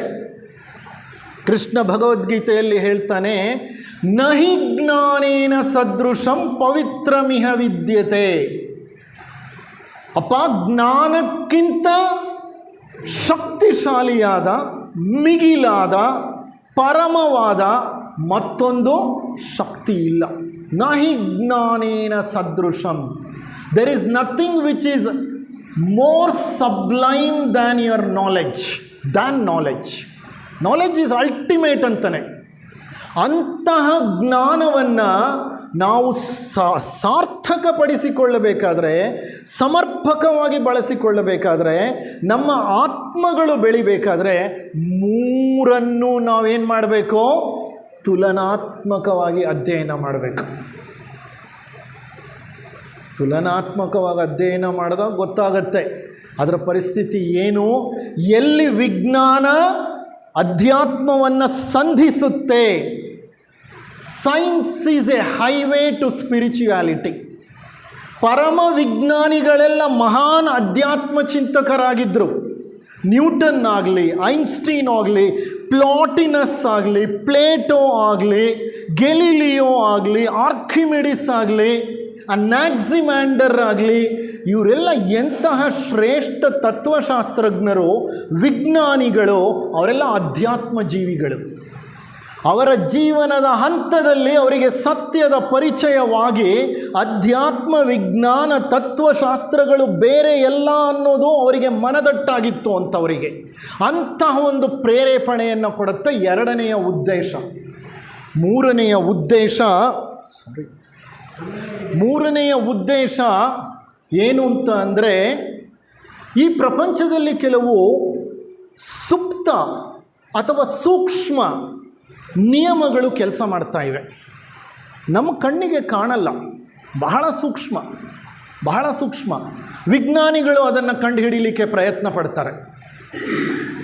ಈಗ ನಾವು ತ್ರಿಮೂರ್ತಿಗಳು ಅಂತ ಹೇಳ್ತೀವಲ್ಲ, ಈಶ್ವರ, ವಿಷ್ಣು, ಬ್ರಹ್ಮ. ಈಶ್ವರ ಲಯಕರ್ತ, ವಿಷ್ಣು ಸ್ಥಿತಿಕರ್ತ, ಬ್ರಹ್ಮ ಸೃಷ್ಟಿಕರ್ತ. ಇದು ನಮ್ಮ ತಲೆಗಳಿಗೆ ಅರ್ಥ ಆಗಲ್ಲ ಅಂತ ಏನು ಮಾಡಿದ್ರು ನಮ್ಮ ಹಿರಿಯರು? ಈ ಮೂರು ಮೂರ್ತಿಗಳನ್ನು ನಮ್ಮ ಮುಂದೆ ಇಟ್ಟರು. ತ್ರಿಮೂರ್ತಿಗಳು, ಇವರು ಅವರವ್ರ ಕೆಲಸ ಮಾಡ್ತಾರೆ ಅಂತ. ಈ ತ್ರಿಮೂರ್ತಿಗಳು ಎಲ್ಲಿದ್ದಾರೆ ಗೊತ್ತಾ? ದೇವಸ್ಥಾನಗಳಲ್ಲ, ಚರ್ಚ್ಗಳಲ್ಲ, ಮಸೀದಿಗಳಲ್ಲ, ನಮ್ಮ ಶರೀರದ ಒಂದೊಂದು ಅಣುವಿನಲ್ಲೂ ತ್ರಿಮೂರ್ತಿಗಳಿದ್ದಾರೆ. ನಾನು ಆಗಲೇ ಹೇಳಿದೆ, ಸೂಜಿ ಮೊನೆ ಮೇಲೆ 60,000 ಅಣುಗಳನ್ನೇನು ಮಾಡ್ಬೋದು? ಪಕ್ಕದಲ್ಲಿ ಕೂಡಿಸ್ಬಹುದು. ಅಷ್ಟು ಸೂಕ್ಷ್ಮವಾಗಿರುತ್ತೆ ಅಣು. ಅಂತಹ ಅಣುಗಳು ನಮ್ಮಲ್ಲಿ ಎಷ್ಟಿದೆ ಗೊತ್ತಾ? ಲೆಕ್ಕ ಹಾಕ್ಲಿಕ್ಕೆ ಸಾಧ್ಯ ಇಲ್ಲ. ಲಕ್ಷ ಲಕ್ಷ ಲಕ್ಷ ಲಕ್ಷ ಕೋಟಿಗಳು, ಅಥವಾ ಕೋಟಿ ಕೋಟಿ ಕೋಟಿ ಕೋಟಿ ಲಕ್ಷಗಳು. ಯಾರು ಮೆಷರ್ ಮಾಡೋಕ್ಕಾಗಲ್ಲ. ಅಂಥ ಒಂದೊಂದು ಅಣುವಿನ ಒಳಗಡೆನೂ ಈಶ್ವರ ಇದ್ದಾನೆ, ಬ್ರಹ್ಮ ಇದ್ದಾನೆ, ವಿಷ್ಣು ಇದ್ದಾನೆ. ಹೇಗೆ? ನಾನು ಆಗಲೇ ಹೇಳಿದೆ, ಅಣುವಿನ 99 ಭಾಗ ಏನು? ಖಾಲಿ ಬಯಲು. ಪದಾರ್ಥ ಇರೋದೆಷ್ಟು 0.00001% ಅದು ಅಣು ಕೇಂದ್ರ. ಆ ಅಣು ಕೇಂದ್ರದಲ್ಲಿ ಏನಿರುತ್ತೆ? ಪ್ರೋಟಾನ್ಗಳು, ನ್ಯೂಟ್ರಾನ್ಗಳು ಅಂತ ಸಣ್ಣ ಕಣಗಳಿರುತ್ತೆ. ಅಣುವೇ ಅಷ್ಟು ಚಿಕ್ಕದು. ಅಣು ಕೇಂದ್ರ ಅದರಲ್ಲಿ ಪರಮ ಚಿಕ್ಕದು, ಸೂಕ್ಷ್ಮವಾದದ್ದು. ಅದರಲ್ಲಿ ಇನ್ನೂ ಸೂಕ್ಷ್ಮ ಕಣಗಳಿರುತ್ತೆ. ಅವನ್ನ ಏನಂತ ಕರೀತಾರೆ? ಪ್ರೋಟಾನ್ಗಳು ಮತ್ತು ನ್ಯೂಟ್ರಾನ್ಗಳು. ಈ ಪ್ರೋಟಾನ್ ನ್ಯೂಟ್ರಾನ್ಗಳು ಏನು ಮಾಡ್ತಿರುತ್ತಂತೆ ಗೊತ್ತಾ? ಅಲ್ಲಿ ನ್ಯೂಕ್ಲಿಯರ್ ಸೈಂಟಿಸ್ಟ್ಗಳು ವೈಜ್ಞಾನಿಕವಾಗಿ ಕಂಡು ಹಿಡಿದಿರೋದು, ಅವು ಚಲಿಸುತ್ತಿರುತ್ತವಂತೆ, ಸ್ಪೀಡಾಗಿ ಓಡ್ತಿರುತ್ತಂತೆ. ಅಷ್ಟು ಸೂಕ್ಷ್ಮ ಜಾಗದಲ್ಲಿ ಅಷ್ಟು ಸೂಕ್ಷ್ಮ ಕಣಗಳು ಓಡದ ನಾಗಾಲೋಟವಾಗಿ ಓಡ್ತಾ ಇರ್ತವೆ. ಎಷ್ಟು ಜೋರಾಗಿ ಚಲಿಸ್ತಿರ್ತವೆ ಅಂದರೆ ಬೆಳಕಿನ ವೇಗದಲ್ಲಿ ಚಲಿಸುತ್ತಂತೆ. ಬೆಳಕಿನ ವೇಗ ಎಷ್ಟು? ಸೆಕೆಂಡಿಗೆ 3 ಲಕ್ಷ ಕಿಲೋಮೀಟರ್. ಅಷ್ಟು ಸಣ್ಣ ಜಾಗದಲ್ಲಿ ಬೆಳಕಿನ ವೇಗದಲ್ಲಿ ಸೆಕೆಂಡಿಗೆ 3 ಲಕ್ಷ ಕಿಲೋಮೀಟರ್ ವೇಗದಲ್ಲಿ ಆ ಕಣಗಳು ಚಲಿಸ್ತಿದೆಯಾ? ಹೌದು, ವೈಜ್ಞಾನಿಕ ಸತ್ಯ. ಕಂಡು ಹಿಡಿದಿದ್ದಾರೆ ಪ್ರಯೋಗಗಳ ಮೂಲಕ. That is nuclear nuclear science, that is nuclear physics. ಈಗ ಮನುಷ್ಯ ಏನರಿಂದ ಮಾಡಲ್ಪಟ್ಟಿದ್ದಾನೆ ಅಂದರೆ ಅಣುಗಳಿಂದ ಮಾಡಲ್ಪಟ್ಟಿದ್ದಾನೆ ಅಂತ ನಾವು ಅಂತೀವಿ. ಅಣುಗಳೇನಿಂದ ಮಾಡಲ್ಪಟ್ಟಿದೆ? ಅಣು ಕೇಂದ್ರದಿಂದ ಮಾಡಲ್ಪಟ್ಟಿದೆ. ಅಣು ಕೇಂದ್ರ ಏನರಿಂದ ಮಾಡಲ್ಪಟ್ಟಿದೆ? ಪ್ರೋಟಾನ್ ನ್ಯೂಟ್ರಾನ್ಗಳಿಂದ. ಪ್ರೋಟಾನ್ ನ್ಯೂಟ್ರಾನ್ಗಳು ಏನು ಮಾಡ್ತಿವೆ? ವೇಗವಾಗಿ ಓಡ್ತಿವೆ, ಬೆಳಕಿನ ವೇಗದಲ್ಲಿ. ಸರಿ, ಈ ಪ್ರೋಟಾನ್ ನ್ಯೂಟ್ರಾನ್ಗಳಲ್ಲಿ ಏನಿದೆ? ವಿಜ್ಞಾನಿಗೆ ಭಾಳ ಕುತೂಹಲ. ಪದಾರ್ಥ ಏನು ಅಂತ ಕಂಡುಹಿಡಿಬೇಕು, ಅವನು ಸತ್ಯ ಕಂಡುಹಿಡಿಬೇಕು, ಪದಾರ್ಥದ ಸತ್ಯ. ಅವನೇನು ಮಾಡ್ದ? ಪ್ರೋಟಾನ್ನ ಹೊಡೆದ. ಬಬಲ್ ಚೇಂಬರ್ ಅಂತ ಹೇಳ್ತೇವೆ. ಬಬಲ್ ಚೇಂಬರಲ್ಲಿ ಪ್ರೋಟಾನ್ನ ಬ್ಲಾಸ್ಟ್ ಮಾಡ್ದ. ಪ್ರೋಟಾನ್ನ ಬ್ಲಾಸ್ಟ್ ಮಾಡಿದ್ರೆ ಪ್ರೋಟಾನ್ ಮಾಯ ಆಯಿತು. 3 ಉಪಕಣಗಳು ಬಂತು. ಒಂದು ಪ್ರೋಟಾನ್ನ ಒಳಗಡೆ 3 ಉಪಕಣಗಳಿತ್ತು. ಆ 3 ಉಪಕಣಗಳು ಏನು ಮಾಡ್ತಿತ್ತು? ಅವುಗಳನ್ನೇನಂತ ಕರೆದ್ರು ಗೊತ್ತಾ? ಕಾರ್ಕ್ಗಳು ಅಂತ ಕರೆದ್ರು. QUARK. ಅದು ಪ್ರೋಟಾನ್ಗಿಂತ ಸೂಕ್ಷ್ಮ. ಆ 3 ಕಾರ್ಕ್ಗಳು ಏನು ಮಾಡ್ತಿತ್ತು ಗೊತ್ತಾ? ಒಳಗೆ ವೇಗವಾಗಿ ಚಲಿಸ್ತಿತ್ತು. ಯಾವುದ್ರೊಳಗಡೆ? ಪ್ರೋಟಾನ್ಗಳ ಒಳಗೆ. ಅದು ಯಾವ ವೇಗದಲ್ಲಿ ಚಲಿಸ್ತಿತ್ತು? ಬೆಳಕಿನ ವೇಗ. ಸೆಕೆಂಡಿಗೆ 3 ಲಕ್ಷ ಕಿಲೋಮೀಟರ್. ಆ 3 ಕಾರ್ಕ್ಗಳಲ್ಲಿ ಒಂದು ಪಾಸಿಟಿವ್ ಕಾರ್ಕ್, ಒಂದು ನೆಗೆಟಿವ್ ಕಾರ್ಕ್, ಒಂದು ನ್ಯೂಟ್ರಲ್ ಕಾರ್ಕ್. ಪಾಸಿಟಿವ್ ಕಾರ್ಕ್ ಬ್ರಹ್ಮ ಚೈತನ್ಯ, ನೆಗೆಟಿವ್ ಕಾರ್ಕ್, ನೆಗೆಟಿವ್ ಧನಾತ್ಮಕ ವಿನಾಶವನ್ನು ಉಂಟು ಮಾಡೋದು ಈಶ್ವರನ ಸೂಚಕ ಅದು. ಇನ್ನೊಂದು ನ್ಯೂಟ್ರಲ್ ಕಾರ್ಕ್ ಅಂತಂದರೆ ಅದು ಸುಮ್ಮನಿರುತ್ತೆ. ಅವೆರಡನ್ನು ಒಟ್ಟಿಗೆ ಸೇರಿಸಿರುತ್ತೆ. ಯಾವುದನ್ನು? ನೆಗೆಟಿವ್ನ ಪಾಸಿಟಿವ್ನ ಒಟ್ಟಾಗಿರಲಿಕ್ಕೆ ಅವಕಾಶ ಮಾಡಿಕೊಡೋದು ಯಾವುದು? ಆ ನ್ಯೂಟ್ರಲ್ ಸ್ಥಿತಿ. ಇಲ್ಲಾಂದರೆ ವಿಧ್ವಂಸ ಉಂಟಾಗ್ಬಿಡುತ್ತೆ. ವಿಷ್ಣು ಇಲ್ಲ ಅಂತ ಅಂದರೆ ವಿಧ್ವಂಸ ಉಂಟಾಗ್ಬಿಡುತ್ತೆ. ಶರೀರದಿಂದ ವಿಷ್ಣು ಹೊರಟೋದಾಗ, ವಿಷ್ಣು ಅಂದರೆ ಪ್ರಾಣ, ಶರೀರದಿಂದ ಪ್ರಾಣ ಹೊರಟೋದಾಗ ಶರೀರ ಕೊಳೆಯಲಿಕ್ಕೆ ಪ್ರಾರಂಭ ಮಾಡುತ್ತೆ. ಪ್ರಾಣ ಇರೋ ತನಕ ಕೊಳೆಯಲ್ಲ. ಯಾಕೆ ಅಂತಂದರೆ ವಿಷ್ಣು ಹಿಡಿದಿಟ್ಕೊಂಡಿರ್ತಾನೆ. ಯಾರನ್ನು ಹಿಡಿದಿಟ್ಕೊಂಡಿರ್ತಾನೆ? ಪದಾರ್ಥ ಬ್ರಹ್ಮನನ್ನು ಆತ್ಮ ಬೆಸೆದು, ಆತ್ಮ ಶಿವ, ಆತ್ಮನನ್ನು ಪದಾರ್ಥ ಬ್ರಹ್ಮನ ಜೊತೆ ಜೋಡಿಸಿ ಪ್ರಾಣ ಇಟ್ಕೊಂಡಿರುತ್ತೆ, ವಿಷ್ಣು ಇಟ್ಕೊಂಡಿರ್ತಾನೆ. ಯಾವಾಗ ಪ್ರಾಣ ನನಗೆ ಬೇಡ ಈ ಶರೀರ ಅಂತ ಹೊರಟೋಗ್ತಾನೋ ಆವಾಗ ಪದಾರ್ಥ ಏನಾಗುತ್ತೆ? ಕೊಳೆಯುತ್ತೆ. ಯಾವಾಗ ವಿಷ್ಣು ಈ ಶರೀರ ಬೇಡ ಅಂತ ಹೋಗ್ತಾನೆ, ಯಾವಾಗ ಆತ್ಮ ಈ ಶರೀರ ನನಗೆ ಬೇಡ, ಶಿವ ಹೇಳ್ತಾನೆ ನನಗೆ ಈ ಶರೀರ ಬೇಡ, ಸಾಕಾಯಿತು ಇದ್ರ ಸಹವಾಸ ಅಂತ ಹೊರಟೋಗ್ತಾನೆ. ಶಿವನೇ ಇಲ್ಲದ ಜಾಗದಲ್ಲಿ ನಾನು ಯಾಕಿರಬೇಕು ಅಂತ ವಿಷ್ಣು ಪ್ರಾಣ ಹೊರಟೋಗ್ತಾನೆ. ಯಾವಾಗ ವಿಷ್ಣು ಹೊರಟೋಗ್ತಾನೋ ವಿಷ್ಣು ಇಲ್ಲ ಅಂದರೆ ಪದಾರ್ಥ ಏನಾಗುತ್ತೆ? ಕೊಳೆಯುತ್ತೆ. ಪದಾರ್ಥ ಸ್ಥಿತಿಸ್ಥಾಪಕ ಶಕ್ತಿ ಇದ್ದರೆ ಮಾತ್ರನೇ ಪದಾರ್ಥ ರೂಪವನ್ನು ಹೊಂದಿರೋದು. ಆ ಸ್ಥಿತಿಸ್ಥಾಪಕ ಶಕ್ತಿಗೆ ಕಾರಣ ವಿಷ್ಣು. ಆತನೇ ಹೊರಟೋದ್ಮೇಲೆ ಎಲ್ಲಿಂದ ಇರ್ತದೆ ಈ ಶರೀರ? ಹೊರಟು ಹೋಗುತ್ತೆ. ಪಂಚಭೂತಗಳಲ್ಲಿ ವಿಲೀನವಾಗಿಬಿಡುತ್ತೆ ಈ ಶರೀರ. ಈಗ ನಾನು ಹೇಳ್ತಿರೋ ಕಾರ್ಕ್ಗಳು ಹಾಗೆ. ಪಾಸಿಟಿವ್ ಕಾರ್ಕ್ ಬ್ರಹ್ಮ ಚೈತನ್ಯ, ನೆಗೆಟಿವ್ ಕಾರ್ಕ್ ಶಿವ ಚೈತನ್ಯ ಈಶ್ವರ, ಮತ್ತು ನ್ಯೂಟ್ರಲ್ ಕಾರ್ಕ್ ವಿಷ್ಣು. ವಿಜ್ಞಾನಿಗಳಿಗೆ ಅದು ಸಮರ್ಪಕ ಅನ್ನಿಸ್ಲಿಲ್ಲ. ಇರಲಿ ಪದಾರ್ಥ, ಈ ಕಾರ್ಕ್ಗಳು ಏನಿಂದ ಮಾಡಲ್ಪಟ್ಟಿದೆ ನೋಡಿ. ವಿಜ್ಞಾನಿ ಬಿಡಲ್ಲ, ಕೊನೆ ತನಕ ಕೇಳ್ಕೊಂಡು ಹೋಗ್ತಾನೆ. ಏನು ಮಾಡ್ದ? ಆ ಕಾರ್ಕ್ಗಳನ್ನು ಹೊಡೆದ. ಒಂದೊಂದು ಕಾರ್ಕ್ ಹೊಡೆದ್ರೆ ಆ ಒಂದೊಂದು ಕಾರ್ಕ್ನಲ್ಲಿ ಮೂರು ಸಬ್ ಕಾರ್ಕ್ಗಳಿದೆ, ಮೂರು ಉಪಕಣಗಳಿವೆ. ಏನು ಆ 3 ಉಪಕಣಗಳು? ಮತ್ತೆ ಪಾಸಿಟಿವ್ ಸಬ್ ಕಾರ್ಕ್, ನೆಗೆಟಿವ್ ಸಬ್ ಕಾರ್ಕ್, ನ್ಯೂಟ್ರಲ್ ಸಬ್ ಕಾರ್ಕ್. ಮತ್ತೆ ಅಲ್ಲಿ ಈಶ್ವರ, ವಿಷ್ಣು, ಬ್ರಹ್ಮ 3 ಚೈತನ್ಯಗಳು ಇದೆ. ಅವನಿಗೆ ಕುತೂಹಲ ತಾಳಲಿಕ್ಕಾಗಲಿಲ್ಲ. ಮತ್ತೆ ಅದನ್ನು ಬ್ಲಾಸ್ಟ್ ಮಾಡ್ದ. ಮತ್ತದನ್ನು ಬ್ಲಾಸ್ಟ್ ಮಾಡಿದಾಗ ಆ ಪದಾರ್ಥ ಮಾಯವಾಗೋಯಿತು. ಒಂದು ಶಕ್ತಿಯ ಸುರಳಿ ವ್ಯಕ್ತವಾಯಿತು. ಅದನ್ನು ಸೂಪರ್ ಸ್ಟ್ರಿಂಗ್ ಅಂತ ಕರೆದರು. ಸೂಪರ್ ಸ್ಟ್ರಿಂಗ್, ಅದು ಶಕ್ತಿಯ ಸುರಳಿ. ಅದು ಪದಾರ್ಥ ಅಲ್ಲ, ಅದು ಶಕ್ತಿ. ಅದು ಶಕ್ತಿಯ ಸುರಳಿ ಅಂದರೆ ಪಾರ್ವತಿ, ಶಕ್ತಿ ದೇವತೆ, ಕುಂಡಲಿನಿ ಶಕ್ತಿ. ಅದು ಪರಮಶಕ್ತಿ, ಅದಿತಿ. ಸೀಕ್ರೆಟ್ ಡಾಕ್ಟ್ರಿನಲ್ಲಿ ಅದನ್ನು ಅದಿತಿ ಅಂತ ಕರೀತಾರೆ. ಅದಿತಿ ಗುಪ್ತ, ನಮ್ಮ ಸೀಕ್ರೆಟ್ ಡಾಕ್ಟ್ರಿನ್ ಗುಪ್ತ ಸಿದ್ಧಾಂತದಲ್ಲಿ ಆ ಶಕ್ತಿಯನ್ನು ಅದಿತಿ ಅಂತ ಕರೀತಾರೆ.